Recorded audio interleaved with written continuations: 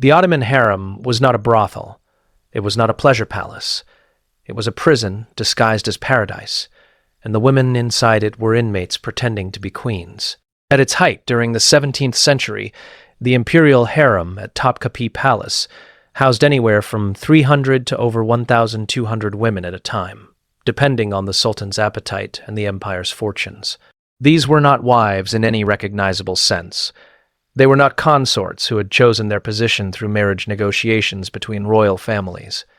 They were slaves, every single one of them. Slaves who had been purchased, gifted, or captured, and whose legal status remained that of property owned by the sultan until the day they died, or the rare day they were set free. The architecture itself was designed to contain them. The harem occupied the western wing of Topkapi Palace, a labyrinth of over 400 rooms, connected by narrow corridors that twisted and doubled back on themselves like a maze.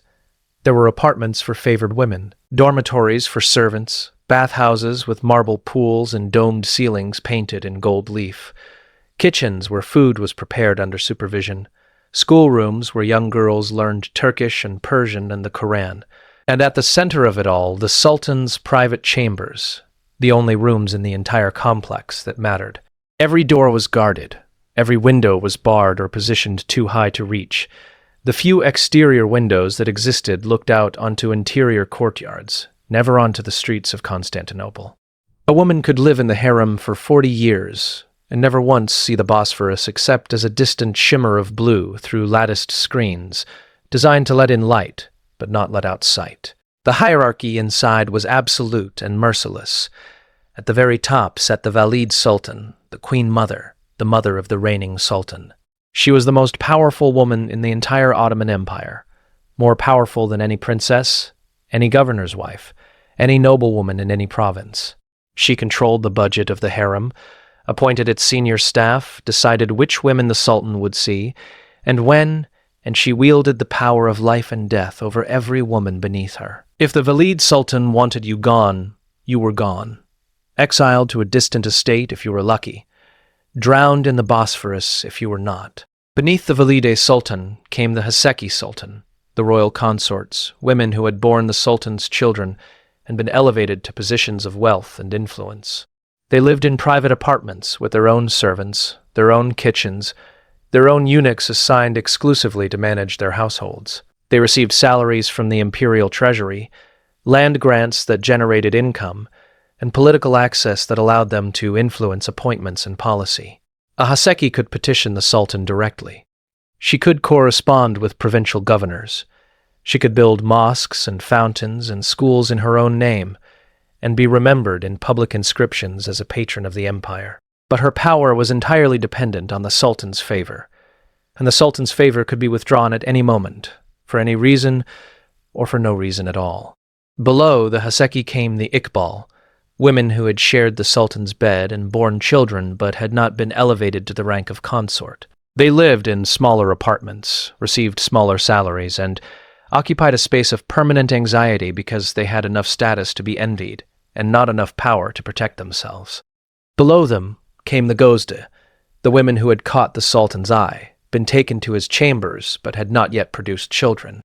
Their position was the most precarious of all. If they became pregnant, they rose. If they did not, they faded back into the ranks of the nameless and were forgotten. And at the very bottom, making up the vast majority of the harem's population, were the Kariye, the servant girls, the ones considered too plain or too unlucky to ever be presented to the Sultan. They cleaned the floors, washed the linens, carried water from the wells, prepared meals in the kitchens, and lived in large dormitories on thin mats laid directly on stone. They had no prospect of advancement. They would spend their entire lives scrubbing the apartments of women who had been chosen, and they had not, serving meals to women who slept in silk while they slept on floors, watching other women's children grow up to become princes and princesses, while they grew old in obscurity. Some of them would be freed in old age if the Sultan felt generous. Most would die inside the walls they entered as children. The women did not arrive by choice. They arrived in slave caravans that moved through the Caucasus, across the Black Sea, through the markets of Cairo and Damascus and Smyrna, carrying human cargo purchased by agents of the Ottoman court. Provincial governors sent beautiful girls as gifts to curry favor with the Sultan. Crimean Tatar raiders kidnapped girls from villages in Georgia, Circassia, and Abkhazia and sold them at auction in Constantinople. Parents too poor to feed their daughters during famines sold them to traders who promised they would be taken to the palace and live like princesses, which was technically true and practically a lie. The journey killed many of them. The slave caravans moved on foot through mountains and deserts. Girls died of exhaustion, disease, exposure. Those who survived the journey were inspected on arrival at Topkapi by the Valid Sultan herself, or by senior harem women acting on her authority. They were examined for beauty, health, and virginity. Those who passed were accepted. Those who did not were sold to lesser households or sent to provincial harems. Once inside, they were sorted immediately. The plain ones became servants. The beautiful ones began their training, and that training was not education in any meaningful sense. It was indoctrination. It was the systematic destruction of whatever identity they had brought with them from their villages, and the construction of a new identity built entirely around one purpose: pleasing the Sultan. They learned Turkish if they did not already speak it. They memorized passages of the Quran. They studied Persian poetry, classical music, calligraphy, embroidery, dance. They were taught how to walk, how to sit, how to lower their eyes in the presence of authority, how to speak without speaking too much, how to be seen without being too visible. They learned what the Ottoman sources delicately called the arts of companionship, a phrase that meant exactly what you think it means, and was taught by older women who had already mastered it. The training took years. A girl might enter the harem at 12 and not be presented to the Sultan until she was 18 or 20, by which time every trace of the child she had been, the girl who had played in her village, who had spoken her native language, who had known her parents' faces, had been erased and replaced with a polished, obedient, multilingual performer whose entire existence revolved around the possibility that the Sultan might notice her. The discipline was enforced by the Kaya Kadın, the head stewardess, a senior woman who supervised the younger girls and punished infractions with beatings. A girl who spoke out of turn was beaten. A girl who disobeyed an order was beaten.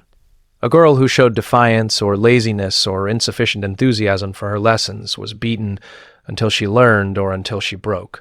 And all of this, the training, the hierarchy, the discipline, the surveillance, was designed to create competition, because the harem system only worked if the women inside it were competing with each other, instead of cooperating against the system itself. If the women had ever unified, if they had ever recognized that they were all prisoners in the same cage, the system would have collapsed. So the system was designed to make unity impossible. Every woman who shared the Sultan's bed was a threat to every other woman who shared it. Every pregnancy was a potential disaster for women whose sons were not the eldest. Every favor granted to one woman was a favor denied to another. Every whisper in the Sultan's ear could be the whisper that destroyed you. The result was a culture of paranoia, suspicion, and violence that ran through the harem like poison in the water supply. Women poisoned each other. They strangled each other. They hired eunuchs to arrange accidents. They spread rumors that led to exile or execution. Harem history is filled with women who clawed their way to the top over the bodies of rivals, and were then destroyed in turn by the next generation of climbers. And overseeing all of it, controlling every entrance and exit, deciding who lived and who died, who rose and who fell, were the eunuchs. The eunuchs of the Ottoman harem were not servants. They were administrators, enforcers, and the single most important mechanism of control in the entire system. At the top of the eunuch hierarchy sat the Kizlar Aga, the chief black eunuch, the Aga of the House of Felicity, the third most powerful official in the entire Ottoman Empire behind only the Sultan and the Grand Vizier. He controlled the harem's budget, which in the 17th century ran into millions of aksi annually. He supervised the education of the princes. He decided which women the Sultan saw and when. He served as the sole intermediary between the Sultan and the Grand Vizier, which meant that every message, every petition, every piece of intelligence that moved between the government and the throne passed through his hands first. No minister could enter the harem without his permission. No woman could leave without his approval. He held the keys to every door, literal and metaphorical, and he wielded the power of life and death over every woman inside. Beneath him were anywhere from 800 to 1,200 eunuchs, depending on the size of the harem at any given time. They stood at every doorway. They escorted women from one section of the harem to another. They served meals, delivered messages, supervised baths, watched over the younger girls during their lessons, and enforced discipline when discipline was required. And when a woman violated the rules, it was the eunuchs who carried out the punishment. For minor offenses, beatings. For serious offenses, exile to a distant estate where the woman would live under house arrest for the rest of her life, cut off from the palace, cut off from her children if she had any, forgotten. For the gravest offense of all, pregnancy outside the Sultan's bed, or suspected infidelity, or any act that threatened the purity of the royal line, there was only one punishment: drowning in the Bosphorus. The procedure was standardized. The woman was placed inside a canvas sack. Heavy stones were added to weigh the sack down. The sack was sewn shut while the woman was still alive inside it. Then the sack was carried by eunuchs to the terrace overlooking the Bosphorus and thrown into the water. This was not an innovation of Sultan Ibrahim. This was standard practice. Drowning had been the method of execution for harem women for generations before Ibrahim was born. What Ibrahim did in the summer of 1648 was not the invention of a new cruelty. It was the application of an existing system at a scale that shocked even the men who had spent their entire lives enforcing it. The women in the harem lived every day knowing that their lives could end this way. They saw the sacks stored in the palace storerooms. They heard the stories from older women who had witnessed drownings. They knew that the eunuchs who smiled at them in the corridors, who brought them their meals, who escorted them to the baths, were the same men who would sew the sacks shut if the order ever came. And the order could come at any time, for any reason, or for no reason at all. Because inside the harem, the Sultan's will was absolute, and the Sultan's will was the only law that mattered. This was the system. This was the gilded prison. This was the empire's solution to the problem of how to control women who had been given just enough power to be dangerous, but not enough power to be free. And into this system, in the year 1640, stepped a man who had spent 17 years locked in a cage, watching his brothers die one by one, waiting every day for the executioners to come for him. His name was Ibrahim, and what he did to the women in his harem would become the worst mass execution of women in Ottoman history. Ibrahim was born on the 5th of November, 1615, the youngest son of Sultan Ahmed I and his concubine Kosem Sultan.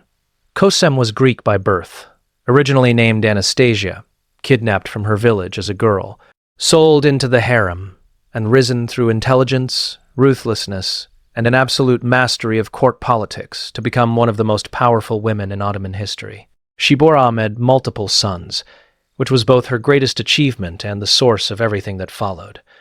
Because in the Ottoman Empire, there was no law of primogeniture. There was no system of the eldest son inheriting the throne. Every son of a sultan had an equal claim to power, and when a sultan died, his sons fought for the throne, and the winners strangled the losers. This was not a metaphor. This was policy.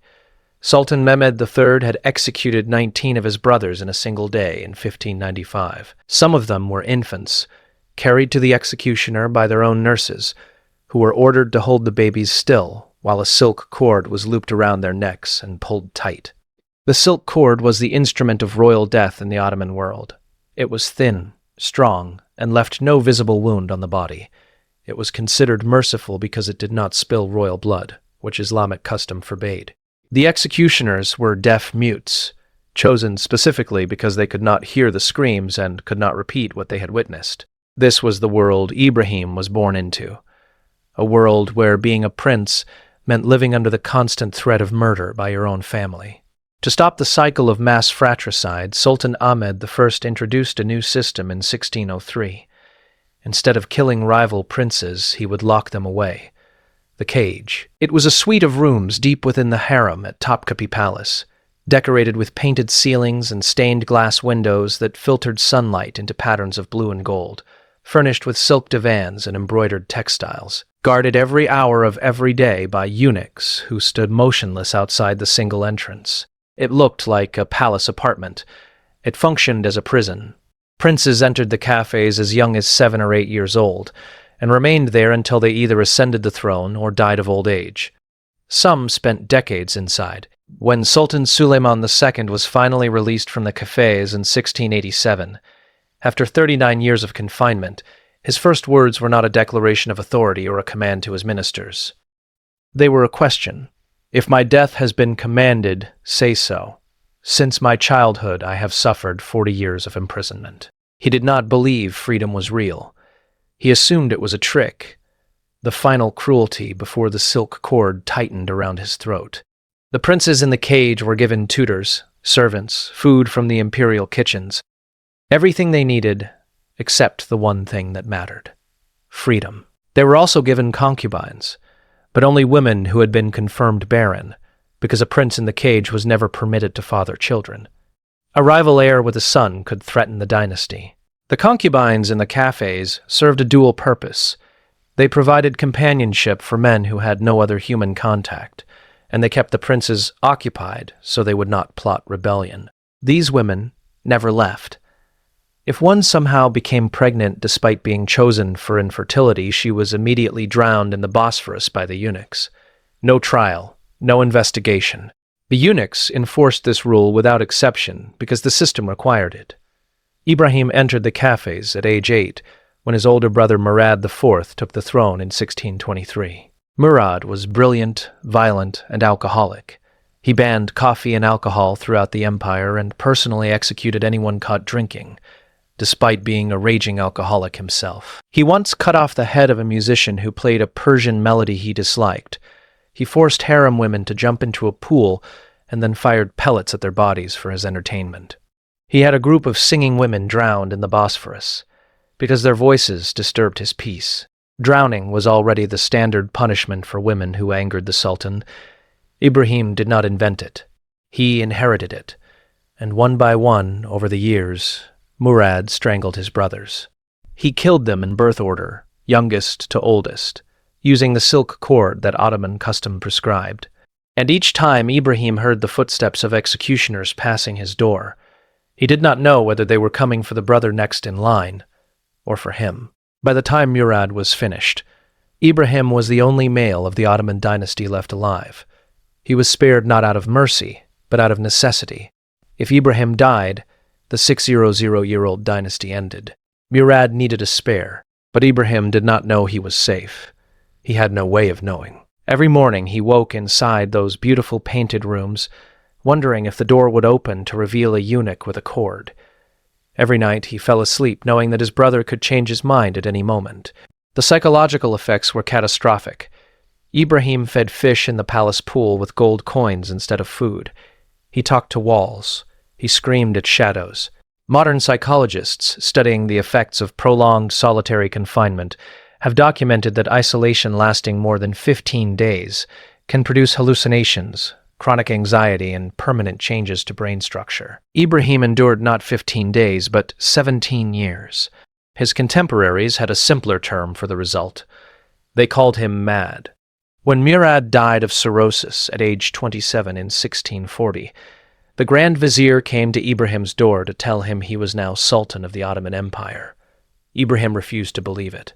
He thought it was a trick, the final cruel game before the silk cord tightened around his throat. He barricaded himself inside the cafes, pushing furniture against the door, and would not come out.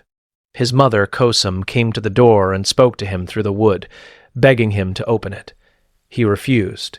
Guards came, he refused. Ministers came, he refused. It was only when they carried Murad's corpse through the corridors of the harem and laid it outside Ibrahim's barricaded door for him to inspect through a crack in the wood that he finally, slowly, opened the door and touched the dead body with his own hands to confirm it was real. He was 24 years old. He had spent more than 2/3 of his life in a cage. And now he controlled an empire that stretched from Baghdad to Vienna, with an army of hundreds of thousands, a treasury that funded wars across 3 continents, and a harem containing nearly 300 women whose bodies and lives belonged entirely to him. The historian Noel Barber wrote that once on the throne, Ibrahim proved to be the most detestable and debauched of all the Ottoman sultans. But some modern historians, including Scott Rank, have suggested that Ibrahim's opponents spread rumors of insanity to justify his deposition, and that he may have been more incompetent than truly mad. The distinction matters less than you think. Whether Ibrahim was clinically insane or merely shattered beyond repair by decades of trauma, the result for the women in his harem was the same. Ibrahim's mother, Kosum, encouraged him to spend as much time as possible in the harem. This served two purposes. It kept Ibrahim distracted and out of state affairs, which Kosum preferred to manage herself, and it ensured that Ibrahim fathered heirs, which was critical because he was the last surviving male of the Ottoman line. If he died without sons, 600 years of dynasty ended. Kosum personally went to the slave markets to select girls she thought would hold her son's attention. She knew his preferences. She studied what kept him calm and what triggered his rages. She curated the harem around him like a handler managing a dangerous animal. And Ibrahim took to the harem with an intensity that disturbed even his handlers. He was reputed to take 24 different concubines in a single day. Over the course of 7 years, his concubines bore him 18 children. He had mirrors installed on the walls and ceilings of his private chambers so he could watch himself.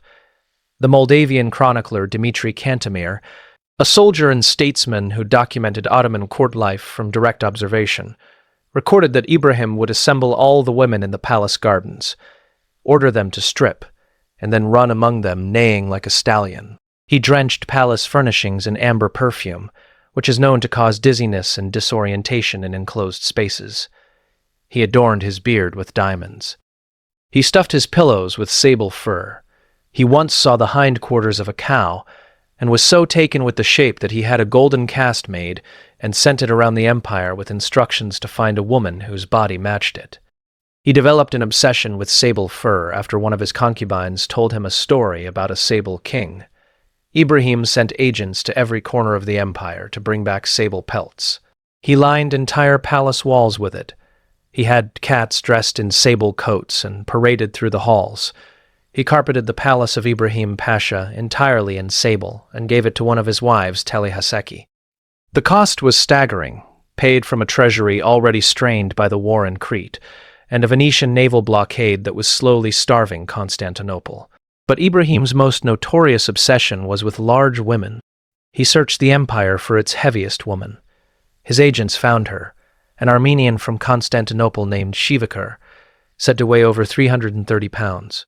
Ibrahim became so infatuated with her that he elevated her to the rank of Haseki Sultan, showered her with wealth beyond what any concubine had received before, and declared her governor-general of Damascus, giving a former slave administrative authority over one of the greatest cities in the Ottoman world. He gave her the land and jewels that had belonged to his own sisters, humiliating Ottoman princesses, women of royal blood, to reward a woman he had purchased from a slave market.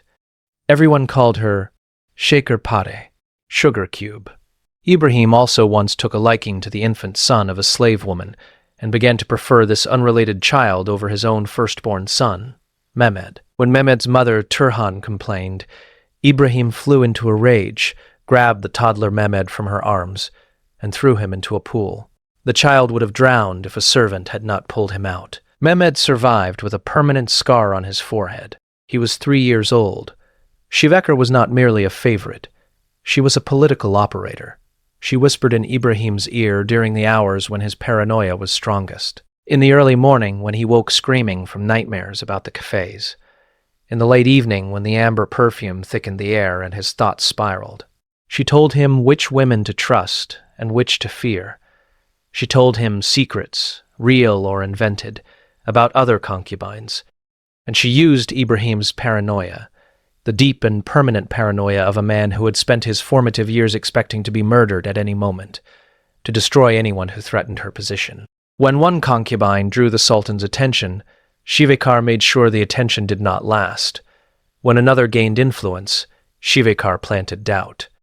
She was not the first woman in harem history to rule through the Sultan's ear rather than his bed. She was simply the most dangerous, because the Sultan she controlled was already broken. Ibrahim raised 8 concubines simultaneously to the rank of Haseki, royal consort, something no sultan had ever done before or would ever do again. The title had once been reserved for a single favored woman. Ibrahim debased it into a tool of extravagance, giving each of his 8 Hassakis land, wealth, servants, and political influence. He stripped his sisters and nieces of their property to fund these gifts. His mother Kosum watched this with growing alarm, not because of the cost, although the cost was ruinous, but because Ibrahim's concubines were beginning to exercise real political power. They influenced the appointment of provincial governors. They interfered with military decisions. They answered to no one except Ibrahim. And Ibrahim answered to no one at all. Kosum had survived decades of Ottoman court politics through intelligence and patience. She had outlived her husband, Ahmed. She had managed her son Murad's violent reign without being killed by it. She had kept Ibrahim alive in the cafes when Murad wanted him dead. She understood, with the clarity of a woman who had governed an empire from behind the walls of a harem, that the state could not be run by a man who lined rooms with fur and appointed concubines to provincial governorships. She also understood that Shivakar was the engine driving Ibrahim's worst impulses. So Kosem invited Shivakar to dinner. According to the English diplomat Paul Reichaut, who documented Ottoman court life in extraordinary detail during this period, Kosem had Shivakar strangled during the meal. She then told Ibrahim that Sugar Cube had died suddenly of a violent illness. Ibrahim was devastated. He mourned her for weeks. He refused food. He wept in his sable-lined chambers. But Shivakar's death did not solve the problem. It made it catastrophically worse. With Sugar Cube gone, Ibrahim's paranoia had no filter. There was no longer anyone whispering in his ear to direct his suspicions at specific targets. Instead, his suspicion turned everywhere at once. He became convinced that women throughout the harem were conspiring against him. He ordered investigations. He had women interrogated, the eunuchs conducted the questioning under his direct orders. No one confessed, because there was nothing to confess. And this is where Ibrahim's reign of terror turned from madness into massacre. On a warm night in the summer of 1648 in the imperial harem of Topkapi Palace, a girl was shaken awake by hands she could not see. Her name does not appear in the historical record. None of their names do. But for the purposes of understanding what happened, let's call her what the sources called all of them, one of the Sultan's women. She was 20 years old, Circassian by birth, taken from her village at 12, sold at market in Cairo, and shipped across the Mediterranean to serve the Ottoman Sultan. She had lived inside the harem walls for 8 years. She had never once stepped outside them. The hands belonged to a eunuch. His face was blank. He told her to get up. He told her to dress. He did not tell her why. She followed him into the corridor and found it full of women. Dozens of them, moving in the same direction, bare feet on cold tile, none of them speaking. The corridor smelled of rosewater and tallow from the oil lamps mounted on the walls, and beneath that, something older, the mineral scent of stone that never saw sunlight. She recognized faces. Layla, 17, Georgian, who played the ney flute so beautifully that the Sultan had once applauded. Fatma, 23, who had borne the Sultan a daughter and been rewarded with her own apartment and a salary that her family in Abkhazia would never know about.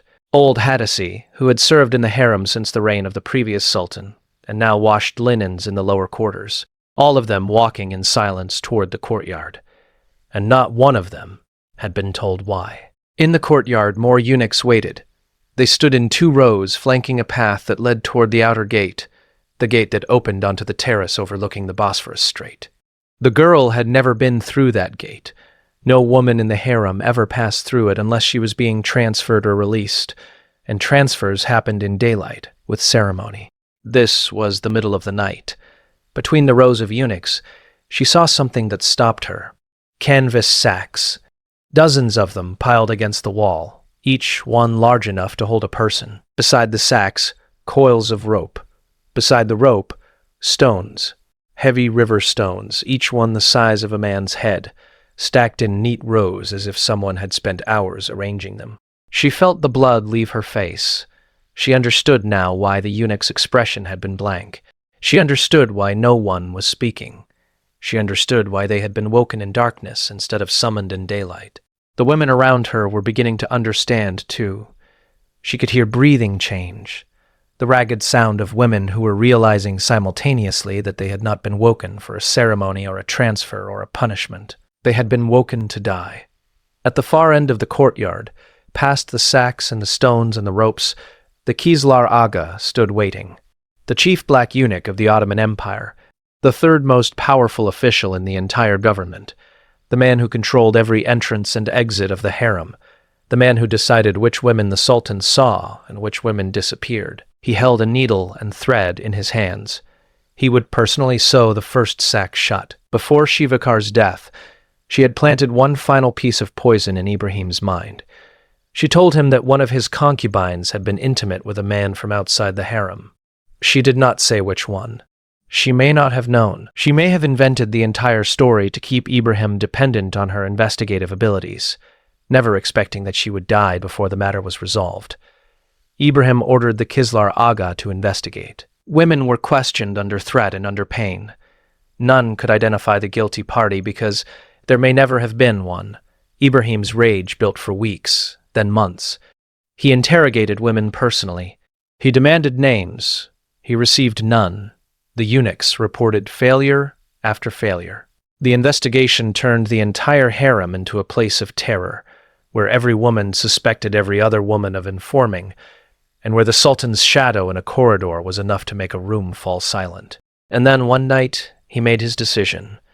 He ordered every woman in his harem gathered in the courtyard, 280 of them, women he had taken to his bed, women who had borne his children, women who had spent years training in poetry and music and dance for the privilege of serving him, women who had been torn from their families as children and shipped across seas they would never cross again, women who had done nothing except exist inside a system they had never chosen to enter.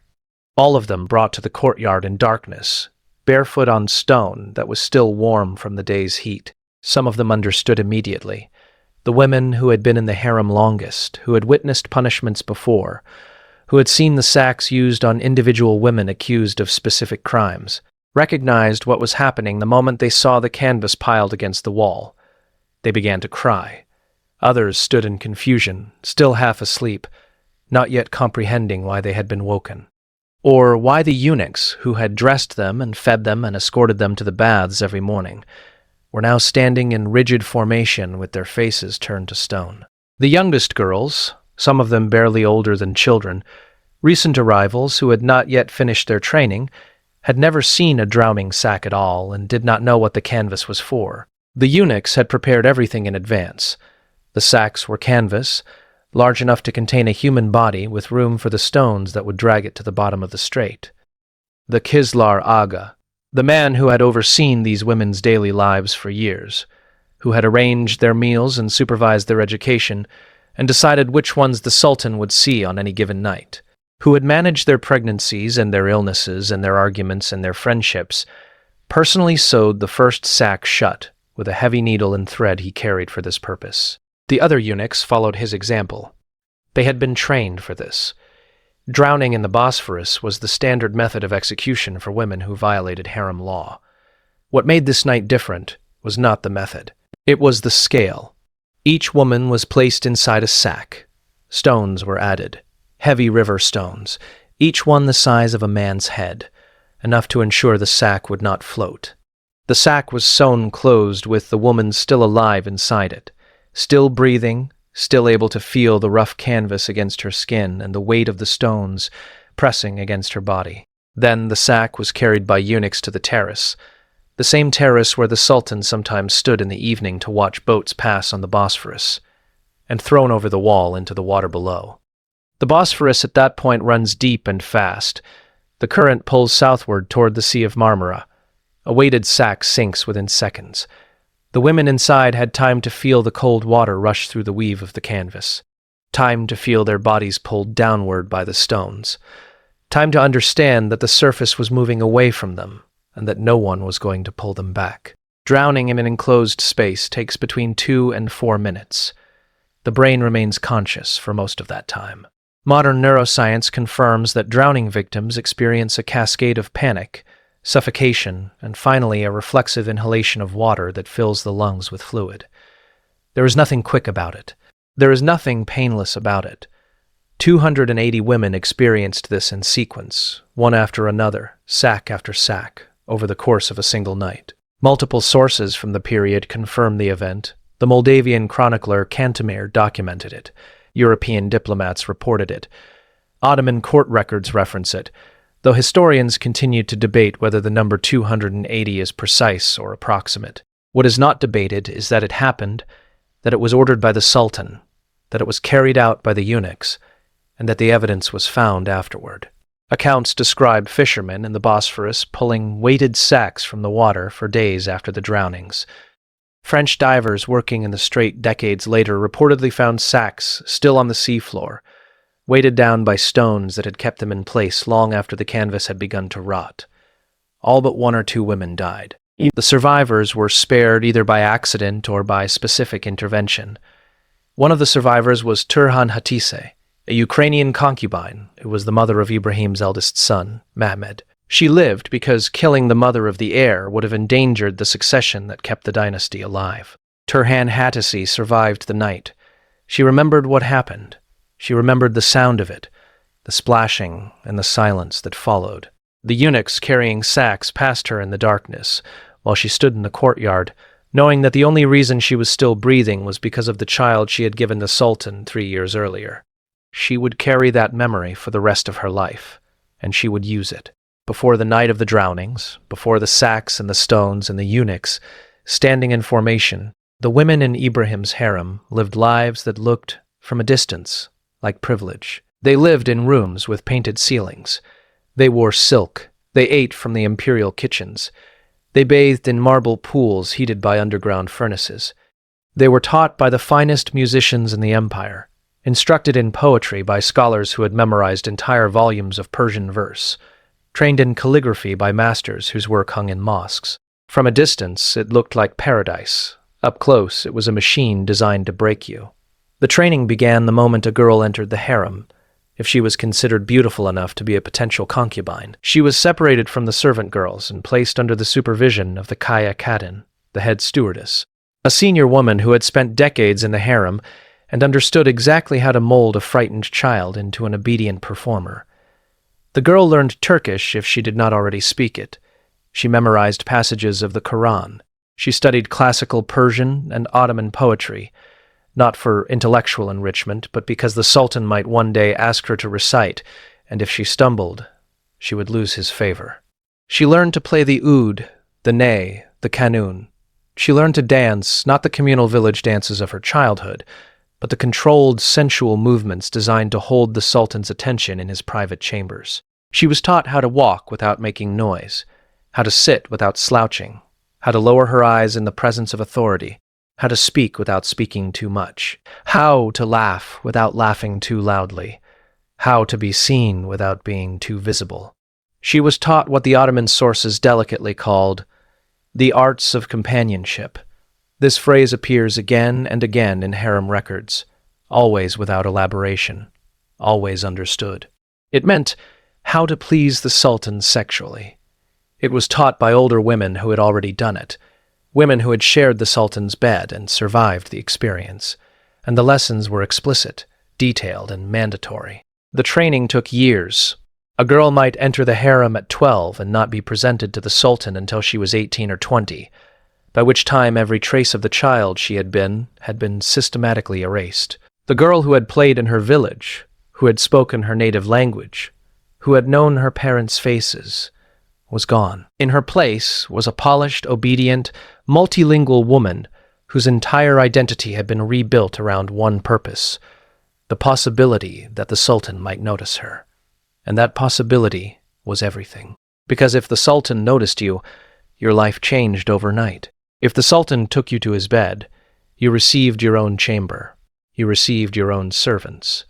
You received a personal eunuch assigned exclusively to you, to escort you through the harem, to carry messages, to ensure your safety.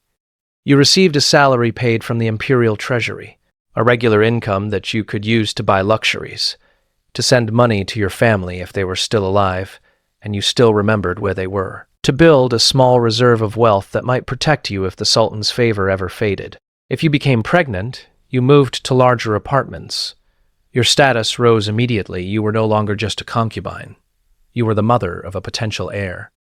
If you bore a son, you became one of the most powerful people in the empire, because your son might one day sit on the throne. And if he did, you would rule beside him as Valide Sultan, the Queen Mother, the supreme authority within the harem, with power over life and death for every woman inside its walls. This was the promise. This was the dream that kept the system functioning. The possibility that you, a girl stolen from a village in the Caucasus, sold at a slave market, trained for years in obedience, might one day become the most powerful woman in the Ottoman Empire. But the promise was a lie for almost everyone. The Ottoman harem at its height held hundreds of women. The Sultan could only father so many children. Most concubines never caught his attention at all. They spent years preparing for a night that never came. They grew older. Their beauty faded. They were forgotten. And the women who did catch the Sultan's attention entered a different kind of hell entirely, because now they were competing not just for favor, but for survival. The ranking system inside the harem was rigid and unforgiving. At the bottom were the carrier, the servant girls who had no prospect of advancement, and would spend their entire lives scrubbing floors and washing linens. Above them were the gozde, the women who had caught the Sultan's eye and been taken to his chambers but had not yet produced children. Above them were the iqbal, women who had borne children but had not been elevated to the rank of consort. And at the top were the haseki, the royal consorts, the mothers of the Sultan's sons, the women who wielded real political power. Every step up that ladder required not just the Sultan's favor, but the destruction of anyone who threatened your position. Because the harem was not a meritocracy. It was a zero-sum game. Every favor granted to another woman was a favor denied to you. Every child another woman bore was a potential rival to your child. Every whisper another woman made in the Sultan's ear could be the whisper that destroyed you. The competition was lethal. It had to be. In a world where your son's survival depended on your influence, and your influence depended on the Sultan's favor, every other woman who shared his bed was not just a rival, but an existential threat. Harem history is filled with women who clawed their way to the top and destroyed anyone who stood in their way. Mahidevran Sultana mutilated the face of her rival Roxelana with her fingernails, tearing gashes so deep they left permanent scars. Gulbahar Sultana pushed a competing concubine named Gulbaz off a cliff. Hurrem Sultana was strangled in her own chambers. Basilum Sultana vanished one day and was never seen again, her body never found, her fate never explained. Every glass of sherbet offered in the harem was potentially poisoned. Every friendship was potentially a trap. Every woman who smiled at you might be the woman who arranged your death. The punishment system enforced this culture of fear. For minor infractions, disobedience, speaking out of turn, showing laziness or disrespect, the punishment was beating. The Kayakadin administered it personally, using a bastonado, a long wooden rod applied to the soles of the feet. The pain was excruciating. The damage was permanent. Women who had been beaten on the feet could barely walk for weeks afterward, and the scars lasted for life. For serious offenses, exile. A woman who had angered the Sultan, or the Valide Sultan, or any senior woman with enough influence could be sent to a distant estate, placed under house arrest, cut off from the palace, cut off from her children if she had any, and forgotten. She would live out the rest of her days in isolation, her name never spoken again, her existence erased from harem records, as if she had never been there at all. For the gravest offense of all, pregnancy outside the Sultan's bed, or suspected infidelity, or any act that threatened the purity of the royal line, there was only one punishment: drowning in the Bosphorus. This was not a secret. Every woman in the harem knew the rules. They had been told from the moment they entered. They had seen the sacks stored in the palace storerooms. They had heard the stories from older women who had witnessed drownings.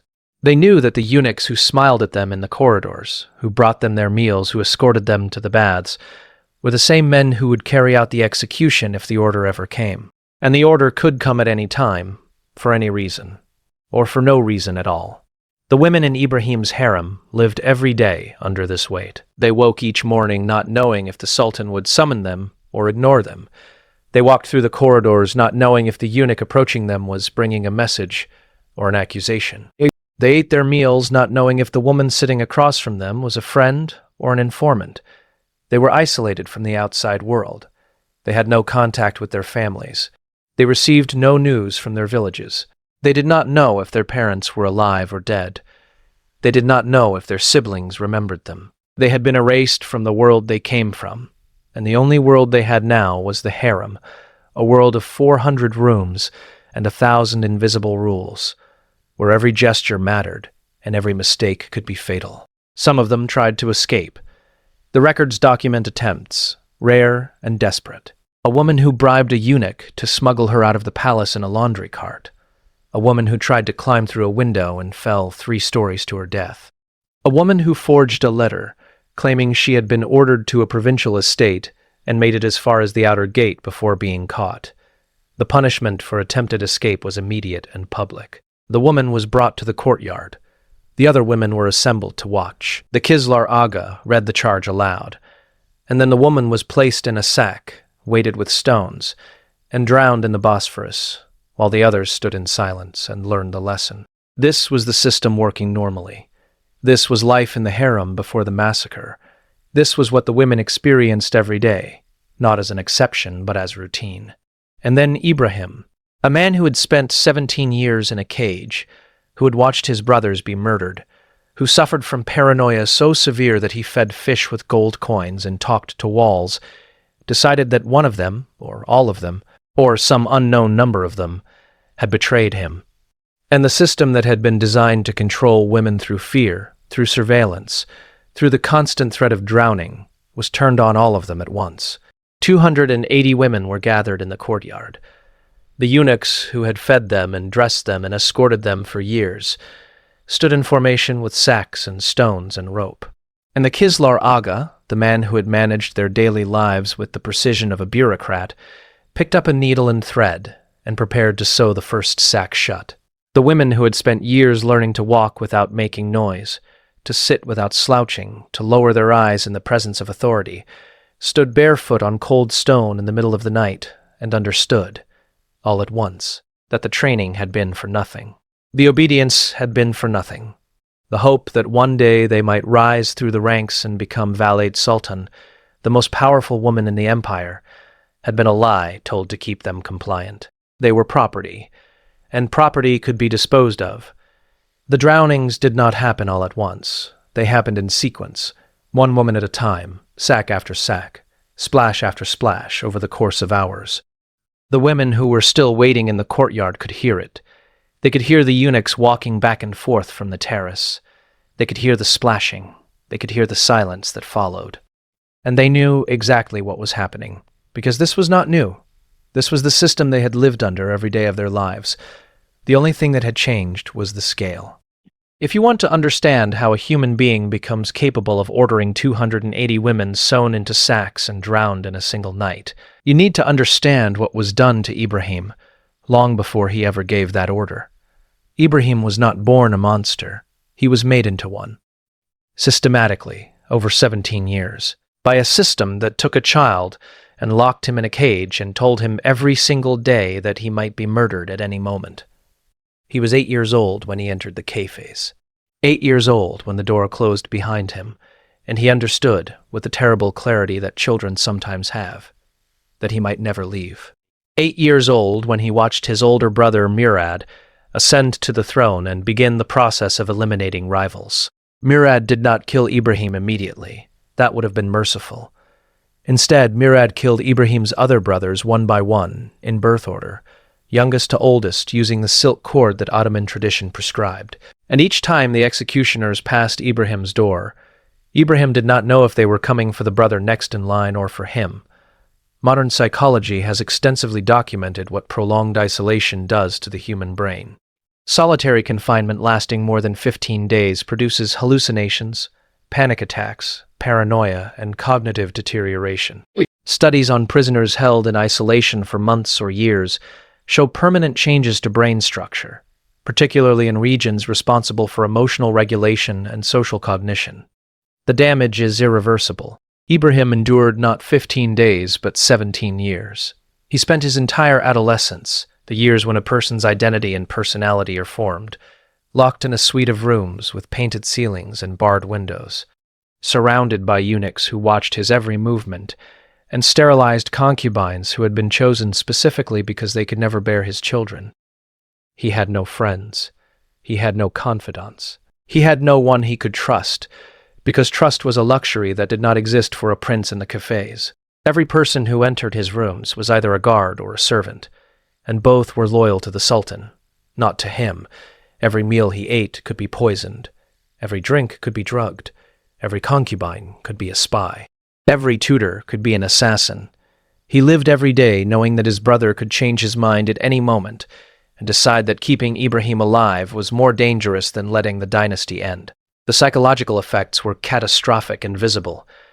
Ibrahim fed fish in the palace pool with gold coins instead of food because he had lost the ability to distinguish between objects of value and objects of utility. He talked to walls because walls were the only things in his environment that did not report back to Murad. He screamed at shadows because, after years of isolation, his mind could no longer reliably distinguish between real threats and imagined ones. His contemporaries called him mad. They did not use clinical language because clinical language did not exist yet. But the descriptions they left match almost perfectly with modern diagnoses of severe trauma-induced psychosis, paranoid personality disorder, and what we would now recognize as complex PTSD. When Murad finally died in 1640, Ibrahim was so damaged that he did not believe he was being released. He thought it was a trick, the final cruelty before the executioners came for him. He barricaded himself inside the cafes and refused to come out even when the Grand Vizier, his own mother Kosum, and multiple ministers begged him to open the door. It was only when they dragged Murad's corpse through the corridors and laid it outside Ibrahim's door for him to touch and confirm it was real that he finally, slowly, opened the door and stepped out into the world he had not seen in 17 years. He was 24 years old. He had spent 2/3 of his life in a cage. And now he controlled an empire. The transition from prisoner to absolute ruler happened overnight. One day, Ibrahim was a man who could not leave his rooms without permission.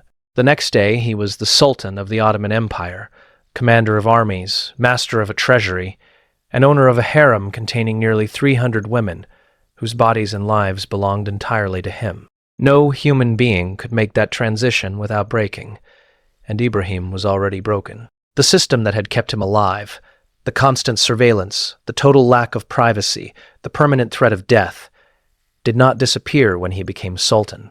It simply inverted. Now he was the one with absolute power. Now he was the one who could order executions. Now he was the one who decided who lived and who died. And the paranoia that had kept him alive in the cafes, the hypervigilance, the inability to trust anyone, the constant scanning for threats, all of it remained. Except now, instead of protecting him from his brother, it turned him against everyone around him. Kosum understood this. She had kept Ibrahim alive through Murad's reign by convincing Murad that Ibrahim was too damaged to be a threat. She had argued that Ibrahim was harmless, that he was mad, that he posed no danger to anyone because he could barely function. And she had been right. But what she had not anticipated was what would happen when that damaged, paranoid, traumatized man was given absolute power over an empire. She tried to manage him the way she had managed his father and his brother before him. She curated the harem. She selected concubines she thought would keep him distracted. She encouraged him to spend as much time as possible in the harem and as little time as possible in state affairs, which she preferred to manage herself. And for a while it worked. Ibrahim took to the harem with an intensity that looked from the outside like simple hedonism. He was reputed to take 24 different concubines in a single day. Over the course of 7 years, his concubines bore him 18 children. He filled the palace with mirrors, amber perfume, sable fur, and women. But this was not hedonism. This was compulsion. This was a man trying to fill the void left by 17 years of deprivation, with an excess so extreme it looked like madness, because it was madness. Ibrahim had spent his entire adolescence in rooms with no women except the sterilized concubines who had been chosen specifically to never give him children. Now he had access to hundreds of women whose sole purpose was to bear his children. He had spent 17 years under constant surveillance with no privacy. Now he installed mirrors on the walls and ceiling so he could watch himself, reclaiming control over his own visibility. He had spent 17 years in silence, broken only by the footsteps of executioners. Now he filled the palace with noise, with music, with women running through gardens while he chased them like an animal. This was not pleasure. This was a man acting out trauma in the only way his broken mind knew how. And the paranoia, the permanent, unshakable paranoia, was still there. It had been there every day of his life since he was 8 years old. It had kept him alive in the K-face. And now it was killing everyone around him. Ibrahim's obsession with Shivakar, the 330-pound Armenian concubine he elevated to Governor-General of Damascus, was not about physical attraction. It was about control. Shivakar was completely dependent on him. She had been purchased from a slave market. She had no family, no connections, no power except what he gave her. She could not threaten him. She could not betray him. She could not plot against him because she had nothing without him. And when Kosum had her strangled, when Kosum removed the one person Ibrahim felt he could trust, his paranoia exploded. With Shivakar gone, Ibrahim had no filter. There was no one whispering in his ear to direct his suspicions at specific targets. Instead, his suspicion turned everywhere at once. He became convinced that women throughout the harem were conspiring against him. He ordered investigations. He had women interrogated by eunuchs, under threat and under pain. And here is where Ibrahim's psychology becomes critical to understanding what happened next. Because Ibrahim was not simply paranoid in the clinical sense of believing people were out to get him. He was paranoid in the specific trauma-informed sense of someone who had watched his brothers be murdered one by one, and had spent 17 years waiting for his turn. In the cafes, Ibrahim's paranoia had been justified. People really were plotting against him. Murad really had considered killing him multiple times. The executioners really had passed his door on their way to strangle his brothers. The threat had been real. And in that environment, Ibrahim's hypervigilance, his inability to trust, his constant scanning for danger had been adaptive. It had kept him alive. But once he became Sultan, that same paranoia, that same survival mechanism, turned lethal. Because now Ibrahim had the power to act on his fears. And when he became convinced that one of his concubines had been unfaithful, when Shivakar planted that seed before she died, Ibrahim did not respond with skepticism or proportional investigation. He responded with the logic of the cafes. Eliminate the threat before it eliminates you.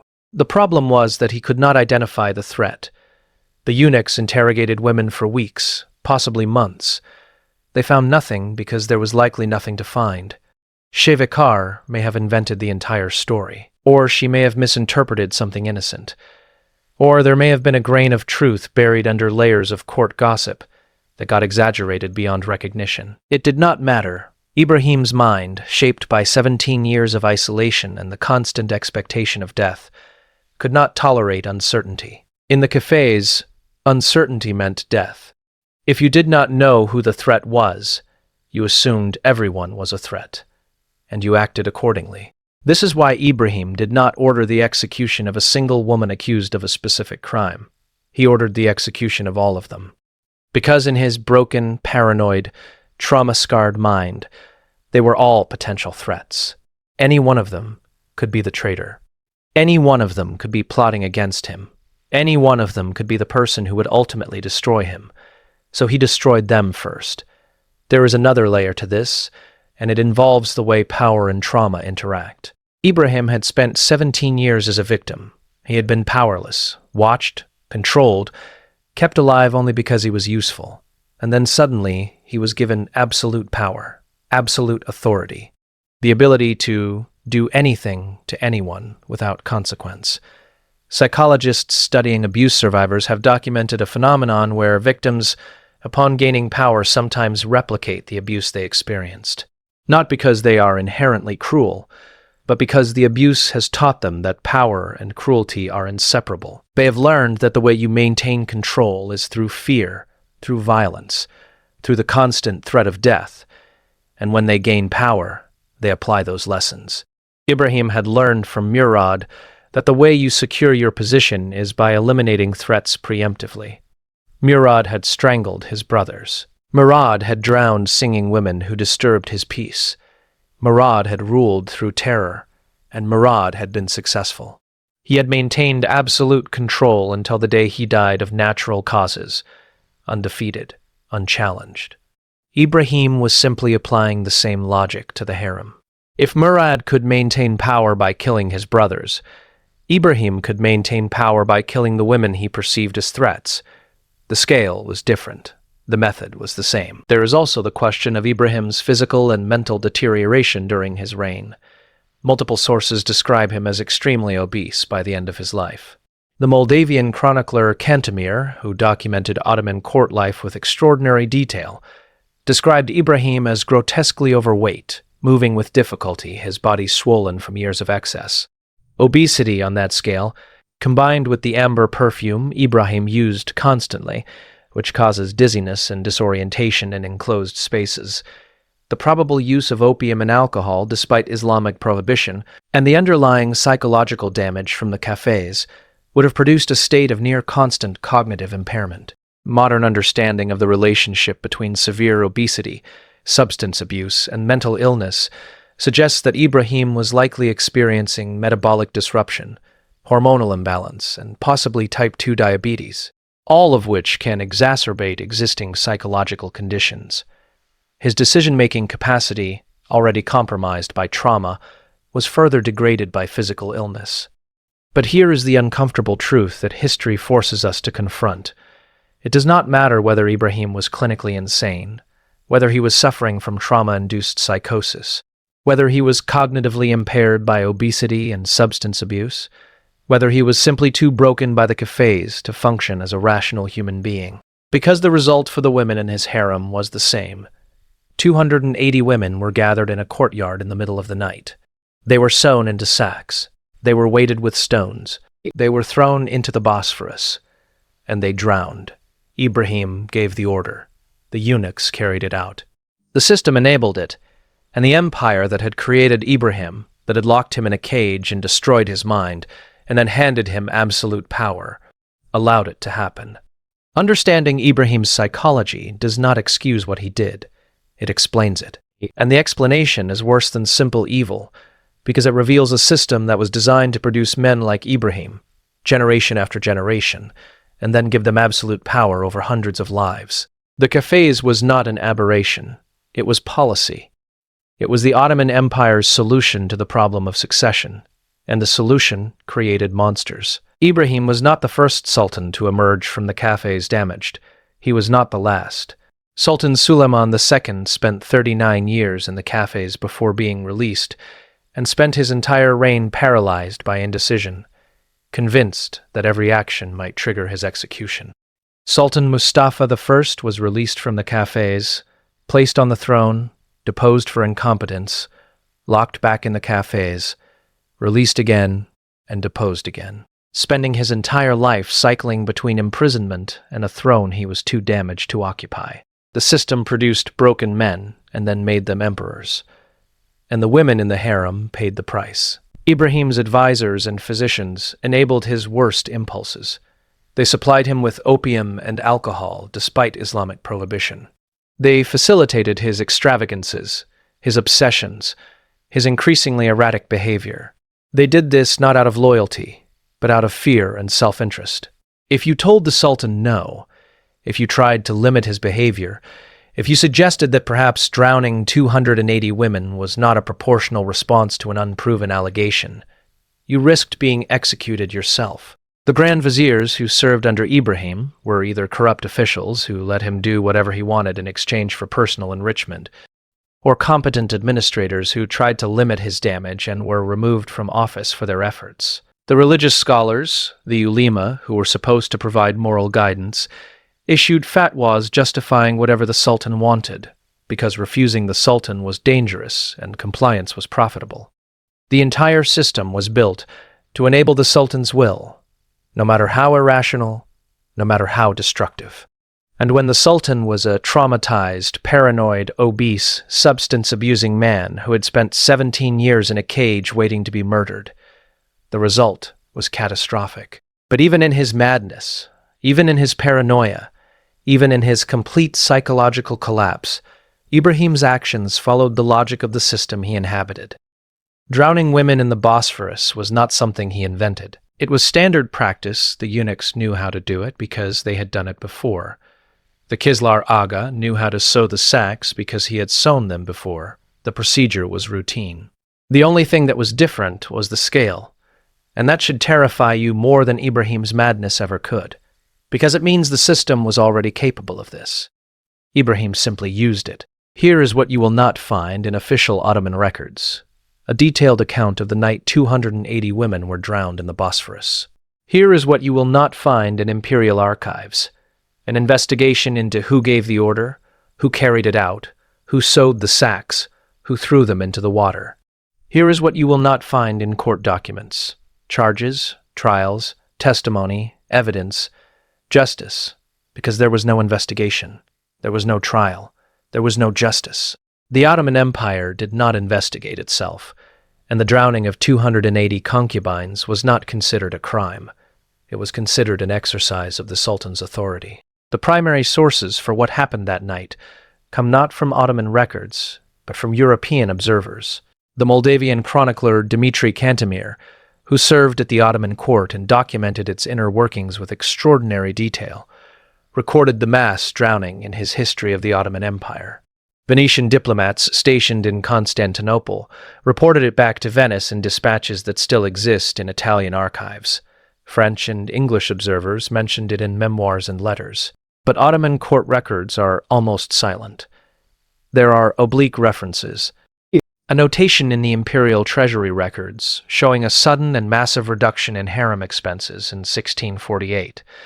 A brief mention in a chronicle written decades later, so vague it could be dismissed as rumor. A single line in a register of imperial decrees that orders the purification of the harem, a phrase so euphemistic it could mean anything or nothing. This is not an accident. This is not the result of records being lost over time. This is deliberate erasure. The Ottoman court operated under a code of silence that extended to everything that happened within the harem walls. What occurred inside the harem was the Sultan's private business. It was not to be discussed in public. It was not to be recorded in official documents. It was not to be investigated by ministers or judges or religious authorities. Not because the law did not apply to it, but because the Sultan was the law, and whatever the Sultan did inside his own household was, by definition, legal. This principle extended to everyone who worked in the harem. The eunuchs who guarded the doors, who escorted the women, who carried out executions, were bound by an oath of silence. They did not speak to outsiders about what they witnessed. They did not write memoirs. They did not give testimony. And when they died, their knowledge died with them. The last surviving eunuch of the Ottoman harem, a man named Sadi Aga, was found by journalists in a cafe in the town of Tuzla in the 1950s, decades after the harem had been dissolved. When they asked him about his past, he refused to answer. "We have long forgotten the past," he said. "Let us focus on the present. We are uneducated people. What would we know anyway?" He knew everything. He simply would not say. The code of silence served a practical purpose. It protected the dynasty if the details of what happened inside the harem became public knowledge. If the empire's subjects learned that their sultan had drowned 280 women on the basis of an unproven suspicion, it would have undermined the legitimacy of the throne. It would have revealed the sultan as unstable, paranoid, and dangerous. It would have invited rebellion, so the details were suppressed. The witnesses were silenced. The records were either never written or were destroyed. And the official position of the Ottoman court was that nothing out of the ordinary had occurred. But the Venetian envoy to Constantinople, a man whose name appears in diplomatic correspondence as Alvise Contarini, wrote a detailed account and sent it back to the Doge of Venice in a dispatch dated September 1648. The dispatch describes the mass drowning in explicit terms. It names the number of women as 280, though Contarini notes that some sources claim the number was higher. It describes the method: women sewn into weighted sacks and thrown into the Bosphorus. It identifies the person who gave the order, Sultan Ibrahim. Contarini's account is not the only one. Other European diplomats stationed in Constantinople around the same time wrote similar reports. The details vary slightly. The number of women ranges from 280 to over 300 in different accounts, but the core event is consistent across sources. Multiple observers, none of whom had contact with each other, all reported the same thing: a mass drowning of harem women ordered by the Sultan. Modern historians have debated the accuracy of these accounts.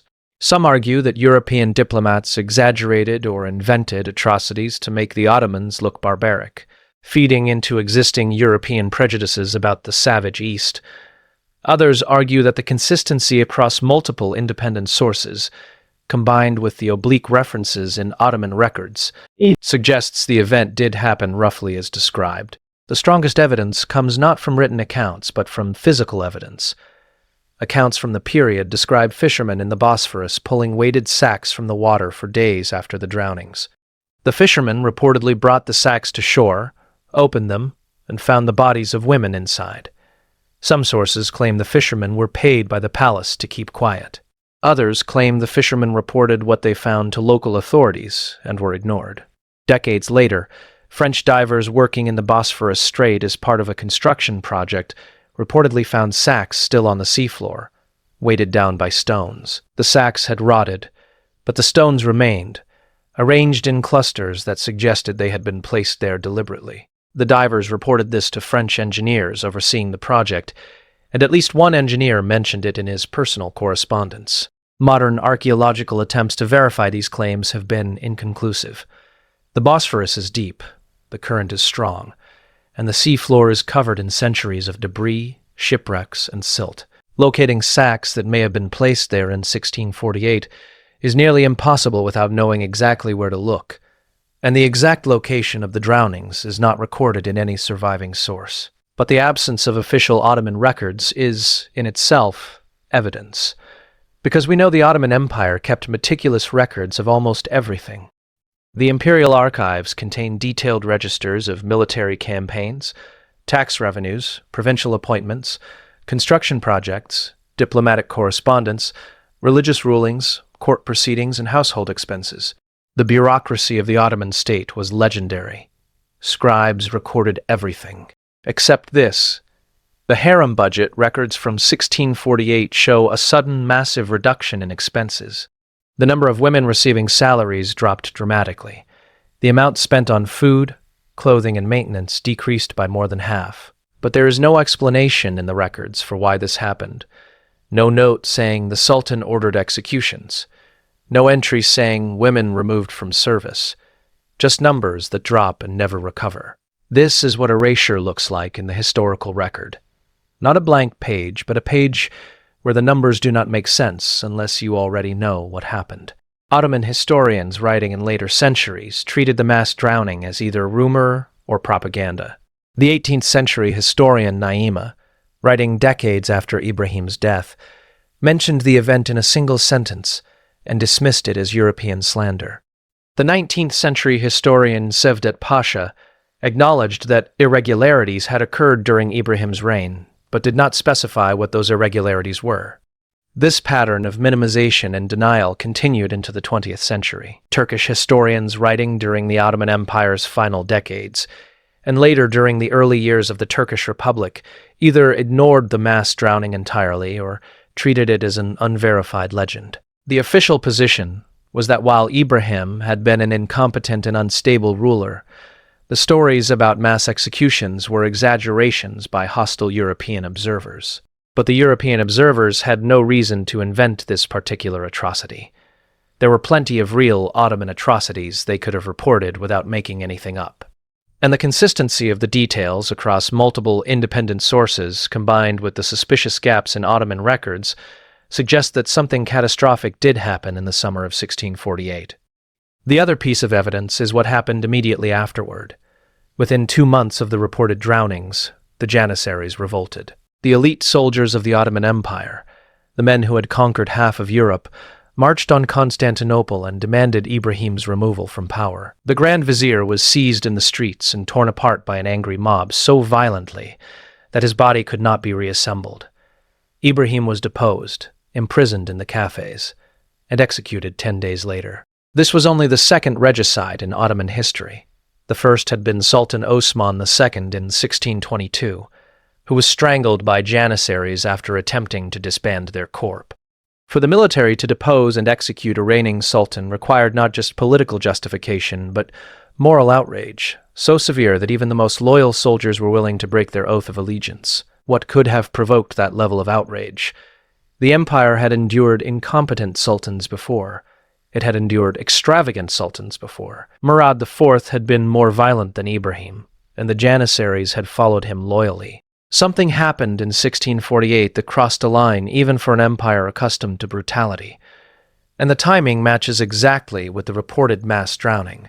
The revolt that deposed Ibrahim was not led by ministers or religious authorities. It came from the streets. It came from ordinary soldiers, market vendors, craftsmen, people who had no direct knowledge of what happened inside the harem, but had heard enough to be horrified. The mob that tore apart Ibrahim's Grand Vizier, Ahmed Pasha, screaming his name as they pulled his body apart, was not a political faction. It was a population that had lost faith in the man who ruled them. And when the new government, led by Ibrahim's mother Kosem and the surviving ministers, obtained a fatwa from the Sheikh-ul-Islam authorizing Ibrahim's execution, the ruling was delivered in a single sentence. If there are two caliphs, kill one of them. The implication was clear. Ibrahim was no longer fit to rule. He had violated the basic contract between sultan and subjects. He had become a threat to the dynasty itself, and the only solution was death. Kosem consented to her own son's execution. She said, "In the end, he will leave neither you nor me alive. We will lose control of the government. The whole society is in ruins. Have him removed from the throne immediately." These were not the words of a mother protecting her child. These were the words of a politician cutting her losses, and the speed with which Ibrahim was removed, imprisoned, and executed suggests that the people in power wanted him dead before he could speak, before he could explain, before he could be interrogated about what he had done and why. Dead men do not give testimony. Dead men do not implicate others. Dead men do not force the empire to confront what it had allowed to happen. Ibrahim was executed 10 days after his deposition. His last words were a plea for mercy that no one answered. And with his death, the official investigation into anything that had happened during his reign ended before it began. No one was charged with carrying out the drownings.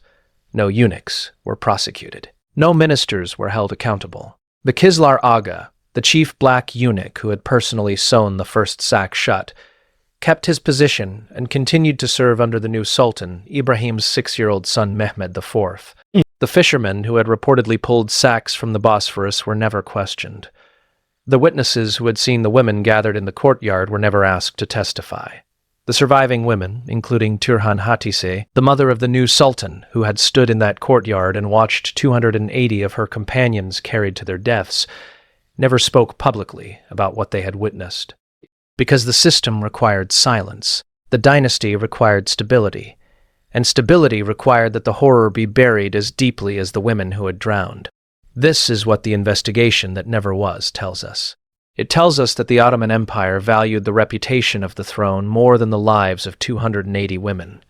It tells us that the machinery of power was designed to protect itself, not to deliver justice. It tells us that the women who died in the Bosphorus were not considered important enough to warrant an official inquiry, let alone punishment for those responsible. They were property, and when property is destroyed, empires do not investigate. They simply move on. The cafes, the golden cage, was not a dungeon. It was worse. A dungeon is honest about what it is. It is stone walls, iron bars, darkness, chains. A dungeon does not pretend to be anything other than a prison. You know you are being punished. You know you are a prisoner. There is a certain clarity in that. The cafes was a prison disguised as paradise, and that made it infinitely more cruel. It was a suite of rooms located deep within the harem at Topkapi Palace, accessible through a single guarded entrance. The rooms were decorated with the finest craftsmanship the Ottoman Empire could produce. painted ceilings depicting gardens and birds and geometric patterns in gold leaf and lapis lazuli, stained glass windows that filtered sunlight into pools of colored light on marble floors, silk divans embroidered with silver thread, carved wooden screens inlaid with mother of pearl, carpets woven in Tabriz and Isfahan, braziers burning incense that filled the air with the scent of amber and sandalwood. From the outside, it looked like the apartments of a favored prince. From the inside, it was a tomb for the living. Ottoman princes entered the cafes as children, sometimes as young as 7 or 8 years old, and remained there until they either ascended the throne or died of old age. Some spent decades inside. Prince Mustafa, son of Sultan Ahmed I, spent 14 years in the cafes before being briefly released to rule, then locked back inside, then released again. His entire life a cycle of imprisonment and brief freedom that destroyed his mind so completely he could barely speak. Prince Suleiman, son of Sultan Ibrahim, entered the cafes as a child and emerged 39 years later as Sultan Suleiman II. His first words upon being released were not a declaration of authority, but a question laced with terror. "If my death has been commanded, say so. Since my childhood I have suffered 40 years of imprisonment." He did not believe freedom was real. He thought it was the final trick before the executioners came, and for the rest of his short reign he remained paralyzed by indecision, unable to trust anyone, convinced that every order he gave might be the order that triggered his own execution. This is what the cafes did. It took children and turned them into damaged adults, and then it made them emperors. The system was introduced by Sultan Ahmed I in 1603 as a humanitarian reform. Before the cafes, the Ottoman succession was settled by fratricide. When a sultan died, his sons fought for the throne, and the winners strangled the losers with a silk cord. This was policy, not crime. It was legal. It was expected. It was the way the dynasty had maintained stability for centuries. Sultan Mehmed III had executed 19 of his brothers in a single day in 1595 to secure his throne. Some of them were infants, carried to the executioner by their own nurses, who held them while the cord was looped around their necks. The nurses wept. The executioners did not. This was their job. The silk cord was the instrument of royal death, because Islamic law forbade spilling royal blood. Strangulation was considered merciful. It was quick. It left no visible wound. The body could be washed and buried according to religious custom, as if the prince had died of natural causes. Ahmed I looked at this system, at the piles of dead princes, at the mothers screaming in the harem as their children were carried away, and decided there had to be a better way. Instead of killing rival princes, he would lock them away. He would keep them alive, in comfort, under supervision, until the succession was settled. And if the reigning sultan died without an heir, the princes in the cafes could be released to continue the dynasty. It was brilliant. It was humane. It prevented the mass slaughter of royal children. And it created monsters. Because what Ahmed I did not understand, what no one in the Ottoman court understood, was what prolonged isolation does to the human mind. They understood physical imprisonment. They did not understand psychological destruction. The princes in the cafes were given everything except freedom. They had tutors who taught them to read and write. They had servants who brought them meals from the imperial kitchens. They had concubines who were carefully selected for their inability to bear children, women who had been confirmed barren through medical examination, because a prince in the cafes was never permitted to father an heir. These concubines were not there for pleasure. They were there to prevent madness. The Ottoman court had observed that men kept in complete isolation for years went insane. They talked to themselves. They stopped eating. They became violent. So the princes were given women, not as rewards, but as psychiatric intervention. The concubines in the cafes lived in a hell of their own. They were slaves, purchased or captured like all harem women, assigned to serve princes who had no power and no future. They would never bear children. They would never rise in rank. They would never leave the cafes except to be transferred to another prince, or, if the prince they served ascended to the throne, to be quietly removed and drowned in the Bosphorus because they had seen too much. The eunuchs who guarded the cafes stood outside the entrance in rotating shifts, never speaking, never moving, except to escort someone in or out. They were chosen for their loyalty and their silence. They carried keys that opened every door in the harem except one. The door to the cafes could only be opened from the outside. The prince inside could not leave. He could knock, he could scream. He could beg. The eunuchs would not respond unless ordered to by the Sultan. The windows of the cafes overlooked interior courtyards, not the city. A prince could spend 40 years inside and never see the streets of Constantinople, never see the Bosphorus, never see the mosques and markets and docks that surrounded the palace. His world was four walls, painted ceilings, and the faces of people who had been assigned to keep him alive but not to let him go. Modern psychology has extensively studied the effects of prolonged isolation. Solitary confinement produces hallucinations within days. Within weeks, it causes panic attacks, paranoia, and dissociation. Within months, it produces permanent cognitive damage. Brain scans of prisoners held in solitary for years show measurable shrinkage in regions responsible for memory, emotional regulation, and impulse control.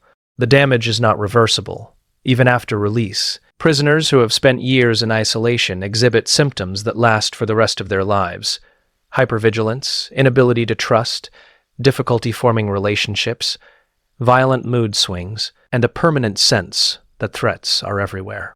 The princes in the cafes were not in solitary confinement in the technical sense. They had company, but they were isolated in every way that mattered. They had no friends, because the concubines and servants assigned to them were not friends. They had no confidants, because everyone around them reported to the Sultan. They had no privacy, because the eunuchs watched everything. They had no autonomy, because they could not leave, could not make decisions, could not affect their own lives in any meaningful way. And most important, they had no certainty. They did not know if they would ever be released. They did not know if the Sultan would die tomorrow or in 40 years. They did not know if they would ascend to the throne or die in the cafes. They lived in a state of permanent uncertainty, which modern research has shown is more psychologically damaging than certain punishment. If you are sentenced to 10 years in prison, you can plan. You can count down. You can endure because you know it will end. If you are locked in a room with no idea when or if you will ever be released, your mind breaks. Ibrahim spent 17 years in the cafes. He entered at age 8 and emerged at age 24. He spent his entire adolescence, the years when identity and personality are formed, in a cage, and the psychological effects were visible to everyone who saw him. He fed fish with gold coins because he had lost the ability to distinguish between objects of value and objects of use. He talked to walls because walls were the only things in his environment that did not report back to his brother Murad. He screamed at shadows because his mind could no longer reliably distinguish between real threats and imagined ones. When Murad died and the ministers came to tell Ibrahim he was now Sultan, Ibrahim barricaded himself inside the cafes and refused to come out. He thought it was a trick. He thought they were lying to him. He thought they were trying to lure him out so they could execute him. It was only when they dragged Murad's corpse to his door and let him touch the dead body with his own hands that he finally believed it was real. And even then, his first instinct was not relief but terror, because he had been trained, through 17 years of imprisonment, to expect death at any moment. This was the system working as designed. The cafes kept rival princes alive. It prevented mass fratricide. It ensured that the dynasty would continue even if the reigning sultan died without an heir. But it also produced rulers who were so psychologically damaged they could not govern rationally.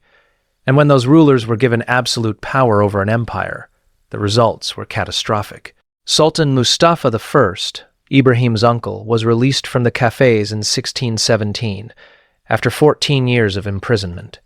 He ruled for 3 months before being deposed for incompetence. He was locked back in the cafes. In 1622, he was released again and placed back on the throne. He ruled for 16 months before being deposed again. He spent the rest of his life cycling between the cafes and the throne, never stable enough to govern, never dangerous enough to execute, a living example of what the system did to princes. Sultan Osman II, who briefly ruled between Mustafa's 2 reigns, was strangled by Janissaries in 1622 at age 19. He had not spent time in the cafes because he ascended to the throne at age 14, before the system could break him. But he was too young, too inexperienced, and too naive to handle the politics of the empire. He attempted to disband the Janissary Corps, the most powerful military force in the Ottoman state, because he thought he could replace them with a new army loyal only to him. The Janissaries responded by dragging him out of the palace and strangling him in a fortress while he begged for his life. The pattern repeated across generations. Princes raised in freedom were too naive to survive court politics. Princes raised in the cafes were too damaged to govern effectively. The empire lurched between incompetent children and traumatized adults, with no stable middle ground, and the women in the harem paid the price, because every broken sultan took his trauma out on the people who had no power to resist. The concubines, the servants, the eunuchs, the entire machinery of the harem existed to absorb the sultan's rage, his paranoia, his compulsions, his madness. When Ibrahim emerged from the cafes and took control of the harem, he did not become a monster overnight. He had been turned into one slowly, methodically, over 17 years. And when he ordered 280 women drowned in the Bosphorus, he was not inventing a new cruelty. He was applying the logic of the cafes to the women around him. In the cafes, threats were eliminated preemptively. You did not wait to see if your brother would kill you. You assumed he would, and you acted first. You did not trust anyone, because trust got you killed. You did not show weakness, because weakness was exploited. Ibrahim had learned these lessons in the most brutal classroom imaginable. And when he became sultan, when he was given absolute power over hundreds of women who could not resist him, he applied those lessons without hesitation. The cafes was supposed to be a humanitarian reform. It was supposed to save lives, and in a narrow sense it did. Fewer princes died. The dynasty continued. But the cost was paid by everyone around the broken men the cafes produced.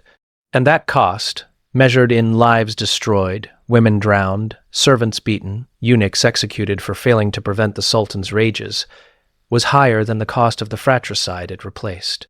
The cafes remained in use until 1808, more than 200 years after it was introduced.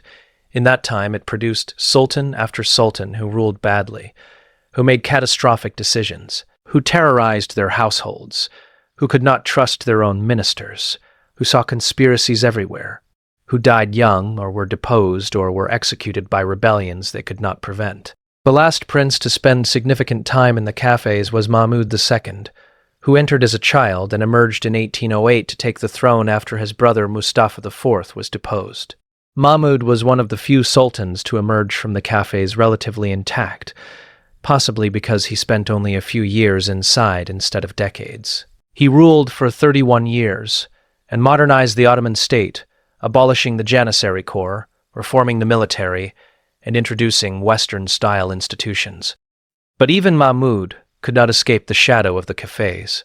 He ruled with paranoia, trusting no one completely, seeing plots in every corner, executing ministers on suspicion rather than evidence. The cafes had left its mark. In 1808, the cafes was officially abolished. Princes would no longer be imprisoned. They would be raised in the palace, educated, given responsibilities, prepared to rule. The system that had broken generations of sultans was finally dismantled. But the damage had been done. The Ottoman Empire had spent 2 centuries producing traumatized rulers, and the consequences of those 2 centuries, the wars lost, the territories surrendered, the internal rebellions, the economic collapse, the final dissolution of the empire in 1922, can be traced back in part to the decision to lock princes in a cage instead of strangling them. The cafes was supposed to be mercy. It was torture, disguised as kindness. And the women who died in the Bosphorus, sewn into sacks on Ibrahim's order, died because a system designed to save princes' lives destroyed their minds instead. There was one woman in Ibrahim's harem who should have been able to stop the drownings. One woman who had his ear, his trust, and enough political influence to alter his decisions. One woman who survived the night when 280 others died. Her name was Shehsuvar Sultan, though history remembers her by a different title, Turhan Hatise Sultan, the mother of Sultan Mehmed IV. The woman who would eventually rule the Ottoman Empire as regent and become one of its most powerful figures. But on the night of the drownings, she was just another concubine standing in a courtyard, watching women she had lived with for years being sewn into sacks and carried to the Bosphorus. And she could do absolutely nothing to stop it. Shesuvar was Ukrainian by birth, originally named Nadezhda, captured during one of the countless raids that swept through Eastern Europe in the 1630s. She was transported to Constantinople as a child, sold into the harem, and trained in the same system that had trained every other woman there. She learned Turkish, Persian, Arabic. She learned to play the oud and the kanun.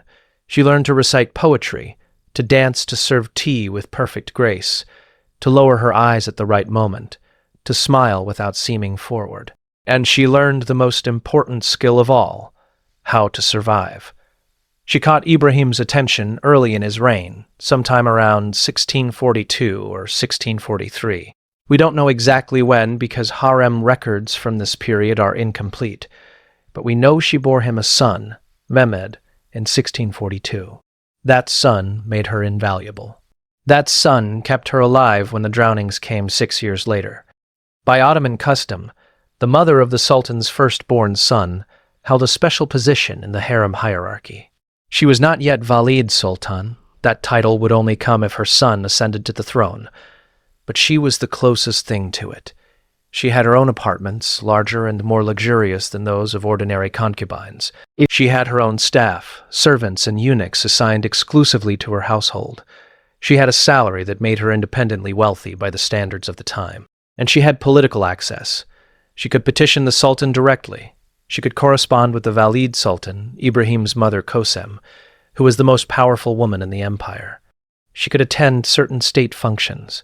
She could advocate for appointments and policies. In theory, she had influence. In practice, she had none, because Abraham did not listen to anyone. Not his ministers, not his mother, not his consorts. He ruled through impulse, paranoia, and obsession.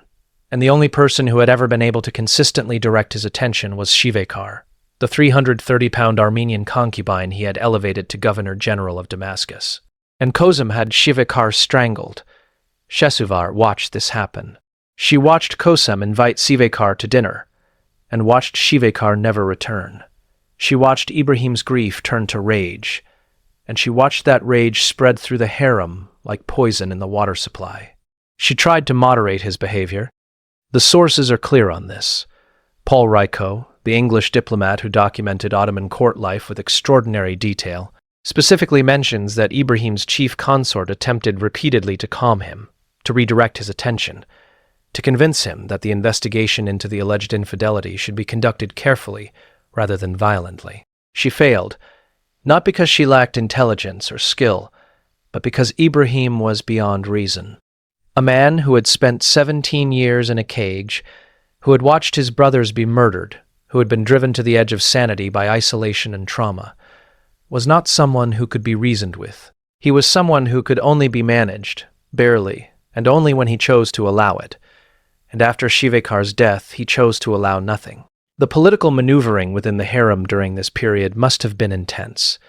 We can only glimpse it through fragments in diplomatic reports and later chronicles, but the outline is clear. Kosem was trying to control her son through the women around him. She had always done this, selecting concubines she thought would distract him without gaining too much independent power. It had worked during the early years of his reign when Ibrahim was still relatively stable.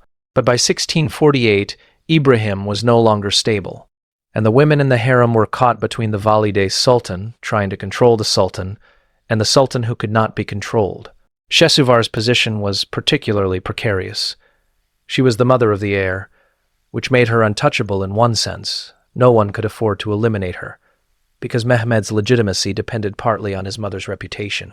But it also made her dangerous in another sense, because if anything happened to Ibrahim, her son would become Sultan, and she would become the power behind the throne. Kosem must have watched her carefully. Kosem had ruled the empire for decades through her husband Ahmed, through her son Murad, and now through her increasingly unstable son Ibrahim. She had no intention of being displaced by a younger woman, particularly not a former slave from Ukraine who had been in the harem for less than a decade. The relationship between Kosem and Shesuvar during Ibrahim's reign is never explicitly described in the sources, but we can infer it from what happened later. 3 years after Ibrahim's execution, Shesuvar moved against Kosem and had her strangled by eunuchs. That level of violence does not come from nowhere. It comes from years of accumulated tension, resentment, and fear. Shesuvar must have known, during Ibrahim's reign, that Kosem saw her as a threat. She must have known that if Ibrahim died or was deposed, Kosem would try to control Mehmed, the same way she had controlled his father and grandfather. She must have known that Kosem would never allow her, a former slave, a Ukrainian girl who had been purchased at a market, to rule as Valid Sultan, while Kosem herself still lived. So Shesuvar walked a knife's edge. She had to remain valuable enough to Ibrahim that he would protect her, but not so influential that Kosem would see her as a rival worth eliminating. She had to advocate for her son without appearing ambitious. She had to maintain her position without threatening anyone more powerful than herself. And she had to watch helplessly as Ibrahim's paranoia spiraled toward catastrophe. The investigation into the alleged infidelity began weeks, possibly months, before the drownings. Ibrahim ordered the Kislar Aga to interrogate women. The eunuchs conducted the questioning under Ibrahim's direct orders, and the methods they used were not gentle. Beating was standard. Bastinado, the application of a wooden rod to the soles of the feet, was a common interrogation technique in the Ottoman system. Some sources suggest that more severe torture was used, though the details are not recorded. No one confessed, because there was likely nothing to confess. Shivakar had planted the seed of suspicion before her death, possibly as a manipulation tactic to keep Ibrahim dependent on her, possibly based on misinterpreted gossip, possibly invented entirely. Whatever the truth was, it died with her. But Ibrahim demanded answers, and when he did not get them, when the investigation failed week after week to identify a guilty party, his rage built. Shesuvar must have seen this coming. She lived in the harem. She saw Ibrahim's moods shift. She heard his rages. She knew that the investigation was producing no results and that Ibrahim's paranoia was growing worse, not better. She could not have stopped it. Even if she had gone to Ibrahim and begged him to end the investigation, to let it go, to show mercy, he would not have listened. Because mercy required trust, and Ibrahim trusted no one. Because mercy required believing that the threat was not real, and Ibrahim's entire life had taught him that threats were always real, always imminent, always deadly. The only thing that might have stopped the drownings was Kosem's intervention. Kosem was the one person Ibrahim still feared, the one authority figure he had not completely rejected. If Kosem had come to him and ordered him to stop, he might have obeyed, but Kosem did not stop it. We don't know why. Maybe she didn't know it was going to happen until it was too late. Maybe she knew and calculated that stopping it would cost her more political capital than she could afford to spend. Maybe she believed that letting Ibrahim commit this atrocity would make it easier to depose him later, which is exactly what happened. Or maybe she simply didn't care, because the women in the harem were property, and the destruction of property, even 280 pieces of property, was not worth a political confrontation with her son. Shesuvar survived because she was the mother of the heir. That was the only reason. Ibrahim's paranoia was absolute, but even in his madness he understood that drowning the mother of his firstborn son would create a succession crisis. Mehmed was 6 years old. He had younger brothers, sons of other concubines, who could potentially claim the throne if Mehmed's legitimacy was questioned. Drowning Shesuvar would have opened the door to a civil war within the dynasty itself. So, she was spared. But she was not exempted. She was brought to the courtyard with everyone else. She stood there in the darkness, barefoot, on cold stone, and watched. She watched women she had known for years, women she had shared meals with, women she had talked to in the baths, women whose children played with her son, being placed into sacks. She watched the stones being added. She watched the eunuchs sewing the sacks closed. She heard the women screaming inside the canvas, their voices muffled but not silenced. She heard the eunuchs' footsteps as they carried the sacks to the terrace. She heard the splashing as the sacks hit the water. And she knew that the only thing separating her from them was an accident of timing. If she had borne a daughter instead of a son, if she had borne her son a year later instead of in 1642, If Ibrahim had decided that even the heir's mother could not be trusted, she would have been sewn into a sack too. She remembered this. For the rest of her life, she remembered. When Ibrahim was deposed 2 months later, when the Janissaries revolted and the Grand Vizier was torn apart in the streets, when Kosem and the surviving ministers obtained a fatwa authorizing Ibrahim's execution, Shesuvar did not protest. She did not advocate for her son's father. She did not plead for mercy. She watched as Ibrahim was dragged to the cafes, the same cage he had spent 17 years in as a child, and locked inside. She watched as the executioners came for him 10 days later. She heard his last words, his plea for mercy that no one answered. She knew he was being strangled with the same silk cord that had killed his brothers, dying the same way they had died, in the same cage where he had waited for them to die. And she felt nothing. Or if she felt something, it was relief. Her son Mehmed became sultan at age 6. Kosem became regent. And Shesuvar was given the title Turhan Sultan, the mother of the reigning sultan, with all the privileges and power that came with it. But Kosem had no intention of sharing power. She had ruled the empire for decades. She had survived her husband, outlasted one son, consented to the execution of another, and she was not going to step aside for a Ukrainian girl who had been in the harem for barely 10 years. For 3 years, Shesuvar waited. She raised her son. She built alliances with ministers and eunuchs who were tired of Kosem's control. She positioned herself carefully, presenting herself as a concerned mother, advocating for her son, while quietly undermining Kosem's authority at every opportunity. And in 1651, she moved. On the 2nd of September, Shesuvar ordered the chief black eunuch, Div Suleiman Aga, to find Kosem and kill her. Kosem, the woman who had survived decades of Ottoman court politics, who had kept Ibrahim alive in the cafes, who had consented to his execution, who had ruled the empire longer than almost any woman in Ottoman history, ran through the corridors of the harem trying to escape. She knew every passage, every hidden door, every shortcut through the 400 rooms of the harem. She had ruled for 3 decades. She stuffed jewels into her pockets as she ran, perhaps thinking she could bribe her way to safety, perhaps simply acting on instinct, grabbing wealth because wealth had always meant power. It did not save her. The eunuch caught her in a storage room and strangled her by twisting her own braids around her neck. She was 62 years old. When the people of Constantinople heard that Kosem Sultan was dead, they closed the mosques and the bazaars for 3 days. They mourned her as a gracious benefactress, as a woman who had built schools and mosques and fountains, as a ruler who had kept the empire stable through impossible circumstances. No one mourned the 280 concubines Ibrahim had drowned. They had no families in Constantinople to demand justice. They had no political allies to remember them. They had been property. And when property is destroyed, empires do not hold funerals. Shesuvar ruled as Valide Sultan for 32 years, from 1651 until her death in 1683. She governed through her son Mehmed IV during his minority, and continued to wield significant influence even after he came of age. She was one of the most powerful women in Ottoman history, remembered for her political skill, her architectural patronage, and her ruthless elimination of rivals.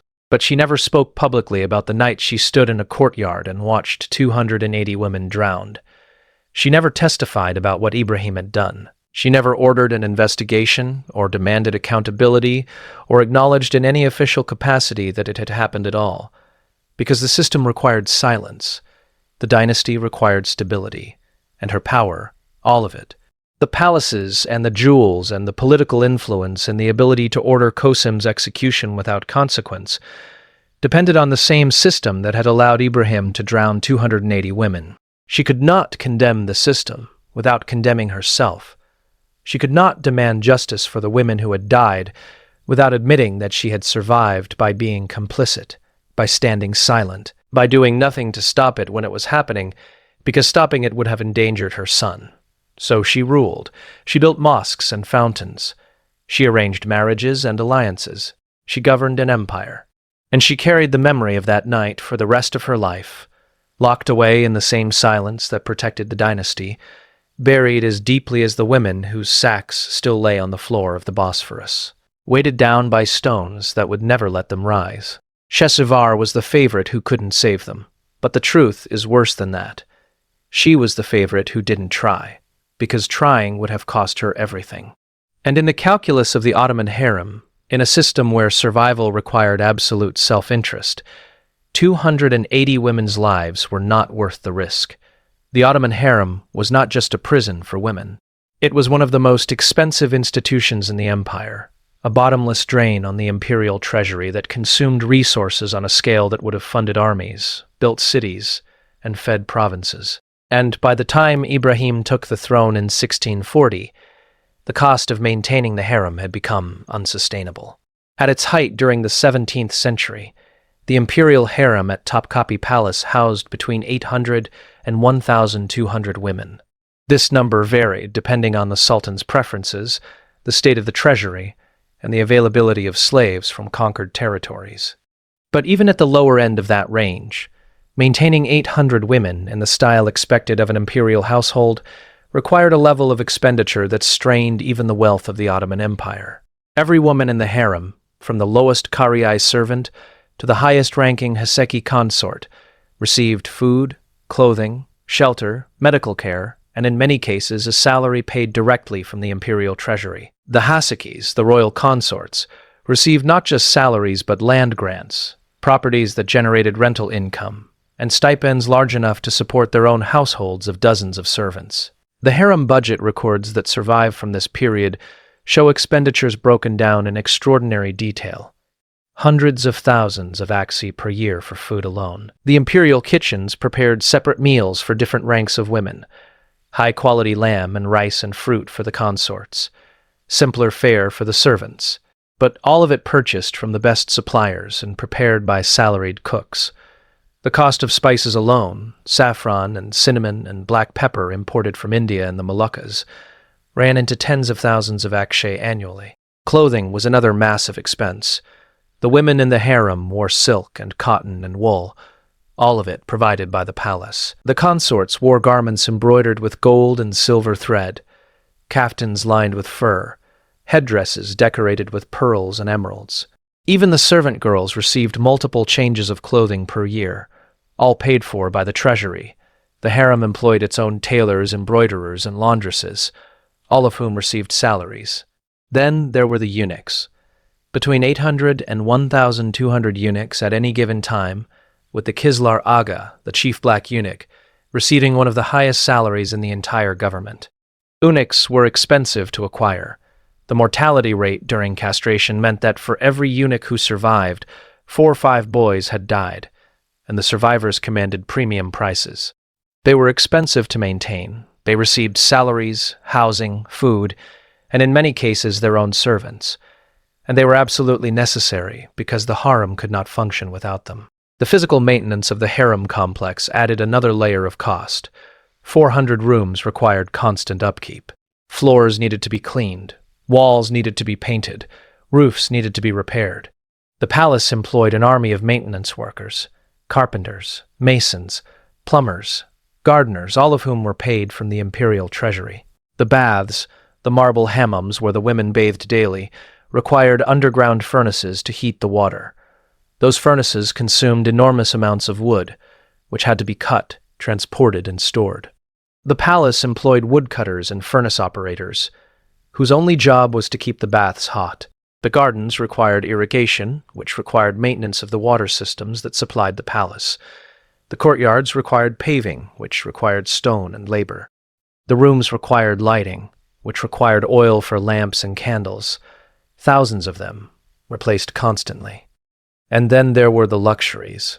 Because the harem was not just a household, it was the sultan's household, had to reflect the wealth and power of the empire. The rooms were furnished with carpets from Persia, cushions stuffed with down, wooden screens inlaid with ivory and mother of pearl. The walls were decorated with tile work from Iznig, painted panels from Iranian workshops, calligraphy commissioned from master artists. The windows were fitted with stained glass that cost as much as the house of a wealthy merchant. All of this was paid for by the imperial treasury, and the imperial treasury in 1640 was already strained to the breaking point. The Ottoman Empire in the mid-17th century was fighting wars on multiple fronts: the Safavid Persians to the east, the Habsburg Austrians to the west, the Venetians in the Mediterranean. These wars required armies, and armies required money. Soldiers needed to be paid, equipped, fed. Fortresses needed to be built and maintained. Gunpowder, shot, cannons, all of it had to be manufactured or purchased. The military budget alone consumed more than half of the imperial treasury's annual revenue. The administrative budget took another large portion.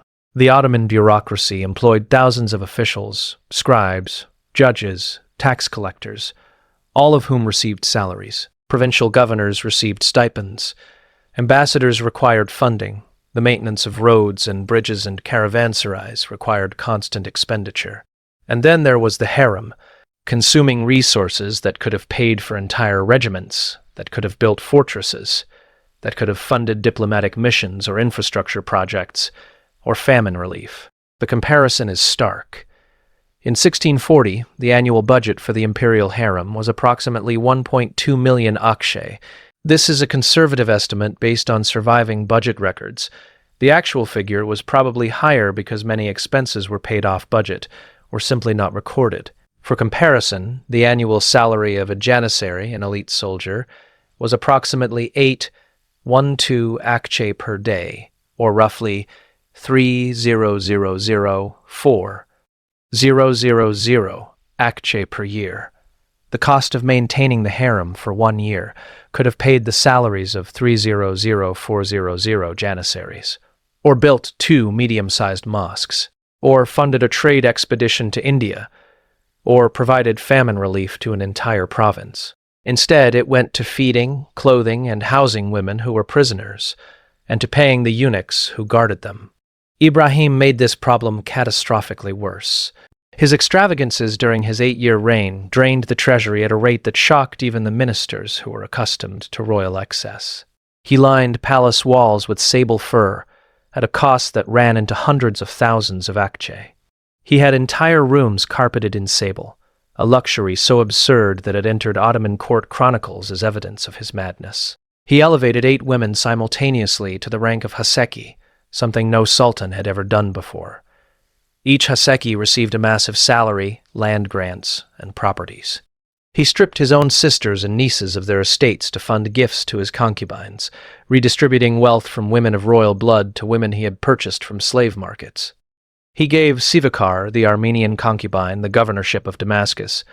This was not just a title.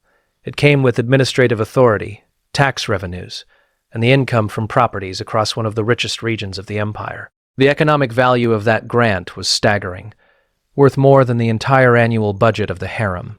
And all of this was happening while the empire was fighting a war in Crete that it could not afford. The Venetians had blockaded the Dardanelles, cutting off Constantinople's grain supply. Bread prices in the capital quadrupled. Markets emptied. People went hungry. Taxes were raised again and again to fund the war effort and Ibrahim's spending, and the money disappeared into the harem while soldiers went unpaid and ordinary citizens starved. The public resentment was intense. Constantinople in the 1640s was a city on the edge of revolt. The markets were full of angry crowds demanding bread and relief from taxation. The mosques were full of preachers denouncing the corruption of the government.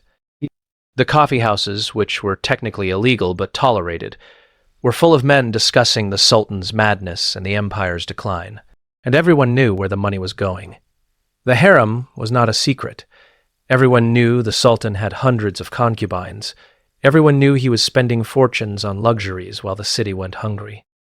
Everyone knew that the eunuchs guarding the palace were being paid more than soldiers fighting on the frontiers. The ministers tried repeatedly to limit the damage. They petitioned Ibrahim to reduce harem expenditures. They suggested cutting salaries, reducing staff, eliminating luxuries. Ibrahim ignored them. Or worse, he punished them for suggesting it, removing ministers who tried to impose fiscal discipline and replacing them with corrupt officials who would let him do whatever he wanted. Kosem tried to control the spending, but even she could not stop Ibrahim once he turned against her. After she had Sivacar strangled, Ibrahim cut her off from the harem budget and gave control to his remaining consorts, who had no incentive to limit spending because they were the ones benefiting from it. The financial records from 1648, the year of the drownings, show something interesting. In the months following the massacre, harem expenditures dropped dramatically. The number of women receiving salaries decreased from approximately 800 to around 500. The amount spent on food, clothing, and maintenance fell by more than 40%. This was not because Ibrahim had suddenly become fiscally responsible. This was because 280 women were dead, and dead women do not require salaries or food or clothing. The drownings were, in a purely economic sense, a cost-saving measure. This is a horrifying calculation, but it is one that makes sense within the logic of a system that treated women as property and property as a line item in a budget. If you have 800 units consuming resources, and you reduce that to 520 units, you save money. The fact that the units were human beings did not enter into the calculation. Whether Ibrahim thought about the economic impact of the drownings is unknown. Probably not. His decision was driven by paranoia, not fiscal policy. But the ministers who watched it happen, who saw the budget numbers drop, who saw the expenditures fall, who saw the treasury's balance improve slightly in the months that followed, they noticed. And some of them, the ones who had been arguing for years that the harem was too expensive, that the empire could not afford to maintain hundreds of concubines while fighting wars on multiple fronts, might have seen the drownings as a problem that solved itself. This is the truly ugly part of the economic story. The women who died in the Bosphorus were not just murder victims. They were also, in the eyes of the imperial bureaucracy, budget items that had been eliminated, and eliminating them improved the empire's financial position, at least temporarily. The harem never returned to its peak size after Ibrahim's reign. When Ibrahim's son Mehmed IV took the throne at age 6, Kosem and later Turhan Sultan maintained the harem at a reduced scale. There were still hundreds of women, but not over 1,000. The expenses were still massive, but not as catastrophic as they had been under Ibrahim. This was partly because the treasury could not afford to rebuild to the previous scale. The war in Crete continued for another 21 years, dragging on until 1669, and it consumed resources that might have gone to refilling the harem. The economy was in decline. Tax revenues were falling, and the empire was slowly being overtaken by European rivals, who were investing in industry and trade, while the Ottomans were investing in palaces and wars. But it was also partly because the drownings had made the harem a political liability. The people of Constantinople had not seen what happened in that courtyard, but they had heard. Rumors spread through the markets, the coffee houses, the workshops. 280 women drowned. Some said it was 300. Some said more. The numbers varied, but the horror was consistent. And the people, who were already angry about bread prices and taxes and the war, who were already resentful of the wealth being poured into the palace while they went hungry, were furious. This was not resentment of royal luxury in the abstract. This was rage at a specific, comprehensible atrocity. 280 women, many of them mothers of the Sultan's children, drowned in a single night, because the Sultan was paranoid. The revolt that deposed Ibrahim, 2 months later, was not just a military coup. It was a popular uprising. The mob that tore apart Ibrahim's Grand Vizier in the streets, that marched on the palace demanding the Sultan's removal, was driven partly by politics and partly by moral outrage. And the ministers who deposed Ibrahim, who obtained the fatwa authorizing his execution, who locked him in the cafes and had him strangled, knew that they could not simply replace him with another sultan and continue the same system. They had to show restraint. They had to demonstrate that the new government, led by Kosem as regent, would not repeat Ibrahim's excesses. So the harem was reduced. Not eliminated, that would have been impossible. The system required concubines to produce heirs. But reduced, made less expensive, made less visible, made less of a target for public anger. The economic burden of the harem remained for another 250 years, until the final dissolution of the Ottoman Empire in the early 20th century. But it never again reached the scale it had achieved under Ibrahim. The drownings had been too expensive, not in money but in political capital, and the empire, slowly collapsing under the weight of wars and corruption and economic decline, could not afford another scandal like that. The women who died in the Bosphorus were murdered. But in the cold logic of imperial accounting, they were also write-offs, and the empire that had purchased them, trained them, used them, and drowned them. The eunuchs of the Ottoman harem were not servants. They were not guards in the simple sense of men who stood at doors and checked credentials. They were the machinery of control, the enforcers of a system that could not function without them, and the executioners who carried out the drownings. And they were, themselves, victims turned into perpetrators.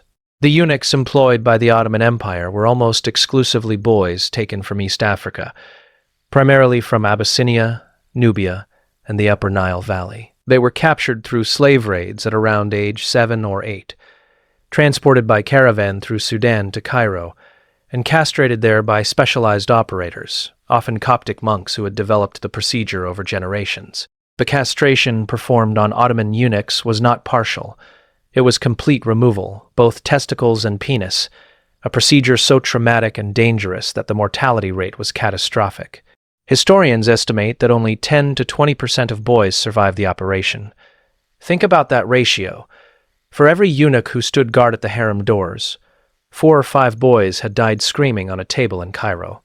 For every man who rose to the position of Kislar Aga, chief black eunuch, 30 or 40 children had bled to death before they ever saw Constantinople.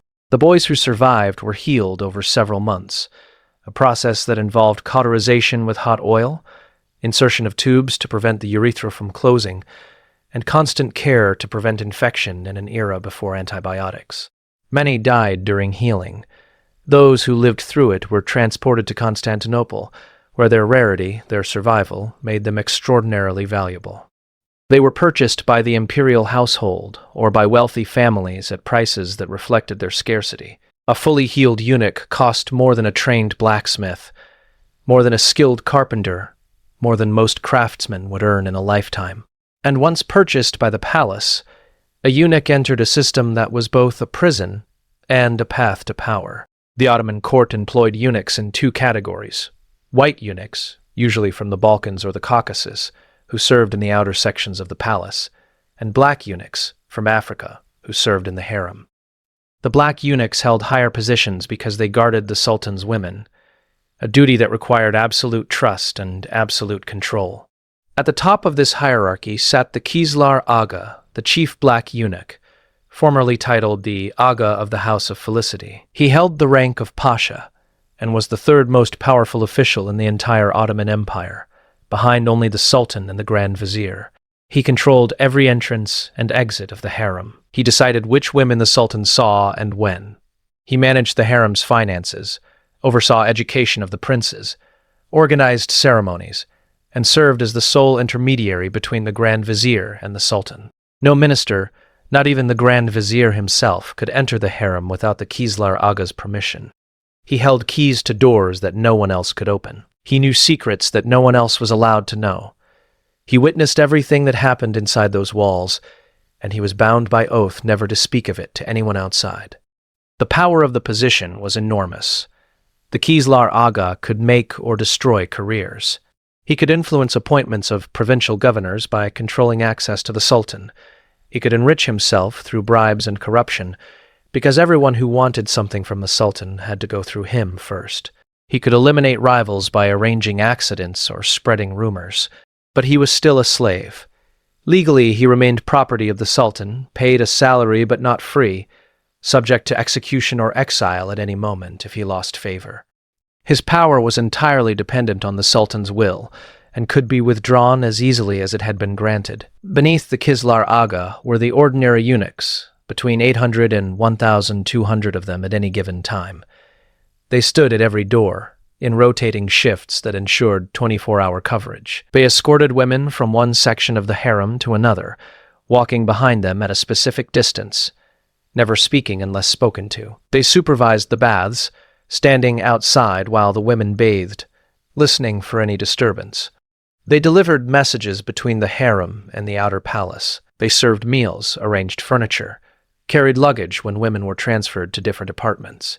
And they enforced discipline. When a woman violated the rules, minor or major, it was the eunuchs who administered punishment. For lesser offenses, disobedience, speaking out of turn, Showing laziness, the punishment was beating. The eunuch assigned to that woman would apply bastonado, a wooden rod to the soles of the feet, in a procedure that was standardized across the empire. The number of strokes depended on the severity of the offense. The pain was excruciating. The damage was permanent. Women who had been beaten on the feet limped for the rest of their lives. For serious offenses, exile, a woman would be informed by her assigned eunuch that she was being removed from the palace. She would be escorted, still by eunuchs, to a distant estate where she would live under house arrest, cut off from the palace, cut off from her children if she had any. The eunuchs who transported her would hand her over to local authorities and then return to Constantinople, their job complete. For the gravest offense of all, pregnancy outside the Sultan's bed, or suspected infidelity, or any act that threatened the purity of the royal line, there was only one punishment: drowning in the Bosphorus. And the eunuchs carried it out. This is where the psychological dynamics become important, because the eunuchs who drowned women in the Bosphorus were not psychopaths. They were not men who enjoyed killing. They were men who had been trained from childhood to obey orders without question, to suppress their own feelings, to view themselves as extensions of the Sultan's will, rather than as independent moral agents. They had been taken from their families as children. They had been mutilated. They had been purchased and sold.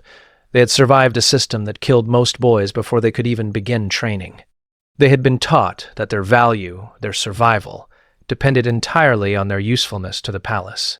And then they were given power over women who were, like them, prisoners in the same system. The relationship between eunuchs and harem women was complicated. On one level, they were allies. Both groups were slaves. Both groups had no autonomy. Both groups existed to serve the Sultan. Some eunuchs formed genuine relationships with the women they guarded. Friendships built over years of proximity, mutual dependence, shared imprisonment in the same gilded cage. But on another level, eunuchs and women were locked in a structure of domination. The eunuchs had authority over the women. They could grant or deny privileges. They could report infractions that would lead to punishment. They could facilitate communication between women and the Sultan or block it. And because their own survival depended on maintaining order in the harem, they had every incentive to enforce the rules strictly, to punish infractions harshly, to prevent any behavior that might reflect badly on their supervision. This created a dynamic where eunuchs were simultaneously protectors and oppressors. A woman might depend on her assigned eunuch for safety, for access to resources, for advocacy with senior women or the Sultan himself. And that same eunuch might be the man who beat her if she disobeyed, who reported her if she spoke carelessly, who sewed her into a sack if she was accused of infidelity. The eunuchs during Ibrahim's reign included some of the most powerful men in the empire. The Kislar Aga at the time of the drownings was a man whose name appears in sources as Sumbul Aga, though later sources may refer to different individuals in the role. The records are inconsistent. Whoever held the position in 1648 was the man who personally sewed the first sack shut. He did this not in a moment of rage or passion, but with the methodical precision of a bureaucrat performing a routine task. Because in a system where drowning was the standard punishment for harem women who violated the most serious rules, sewing a woman into a sack was just part of the job. The only thing that made that night different was the scale. The other eunuchs followed his example.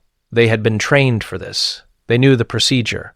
Place the woman in the sack, add the stones, heavy river stones, each one the size of a man's head, enough to ensure the sack would not float. Sew the sack closed with heavy thread, stitching carefully to ensure it would not come apart in the water.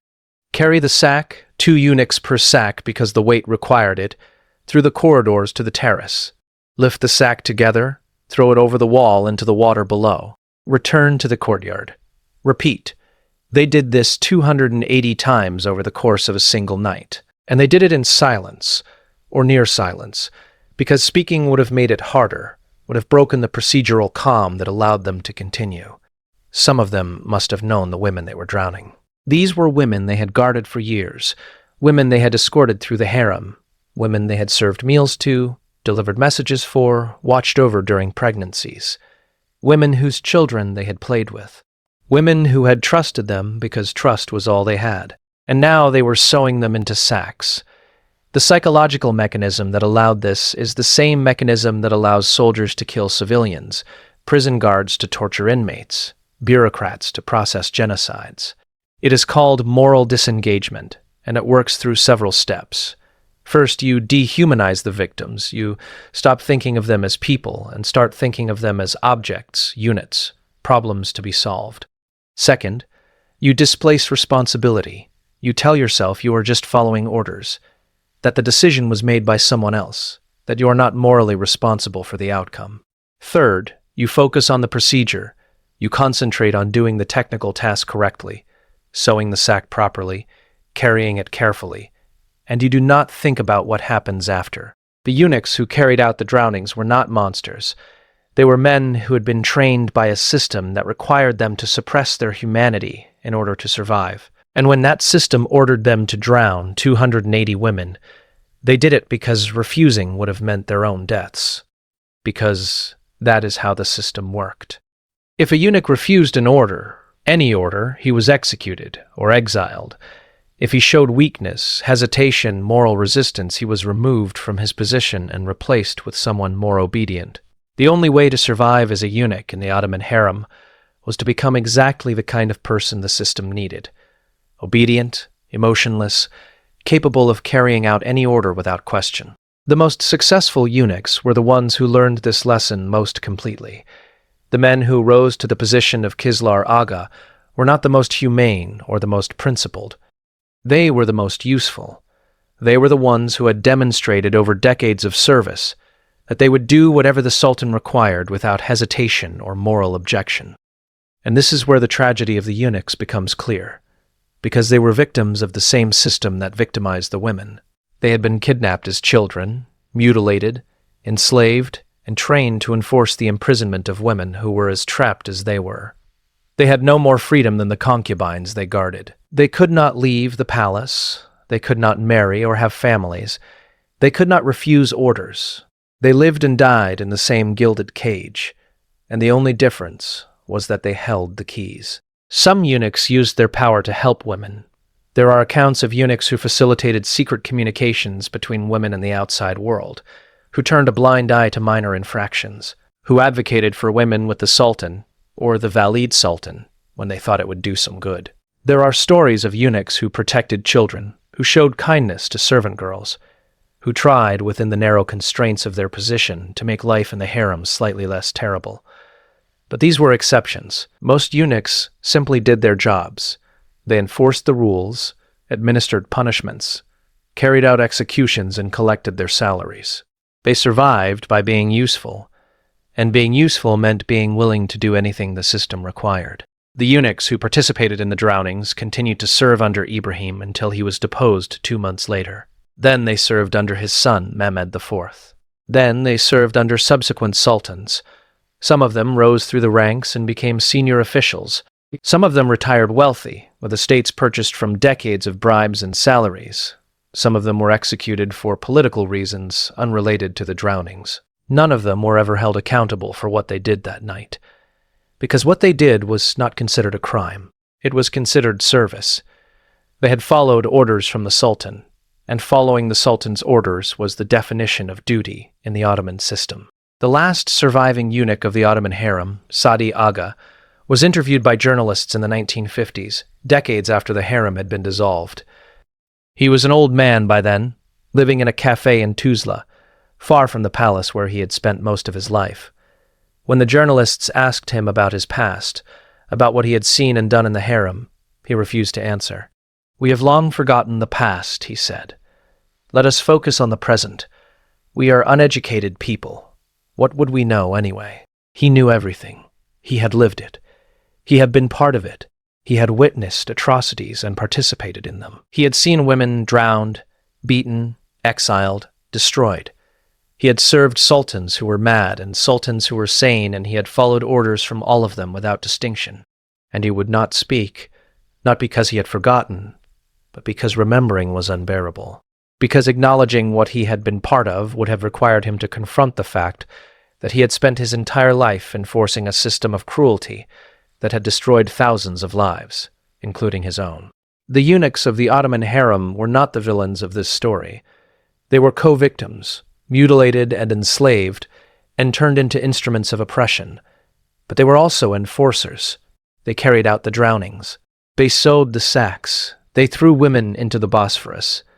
They made the system work, and without them, the system could not have functioned. The harem required eunuchs to maintain control, to enforce discipline, to execute punishments. If the eunuchs had ever collectively refused, if they had ever said no, if they had ever chosen solidarity with the women over obedience to the Sultan, the entire system would have collapsed. But they never did. They could not, because they were as trapped as the women they guarded, and the only choice they had was between enforcing the system or being destroyed by it. So they enforced it. They stood at the doors, they carried the sacks.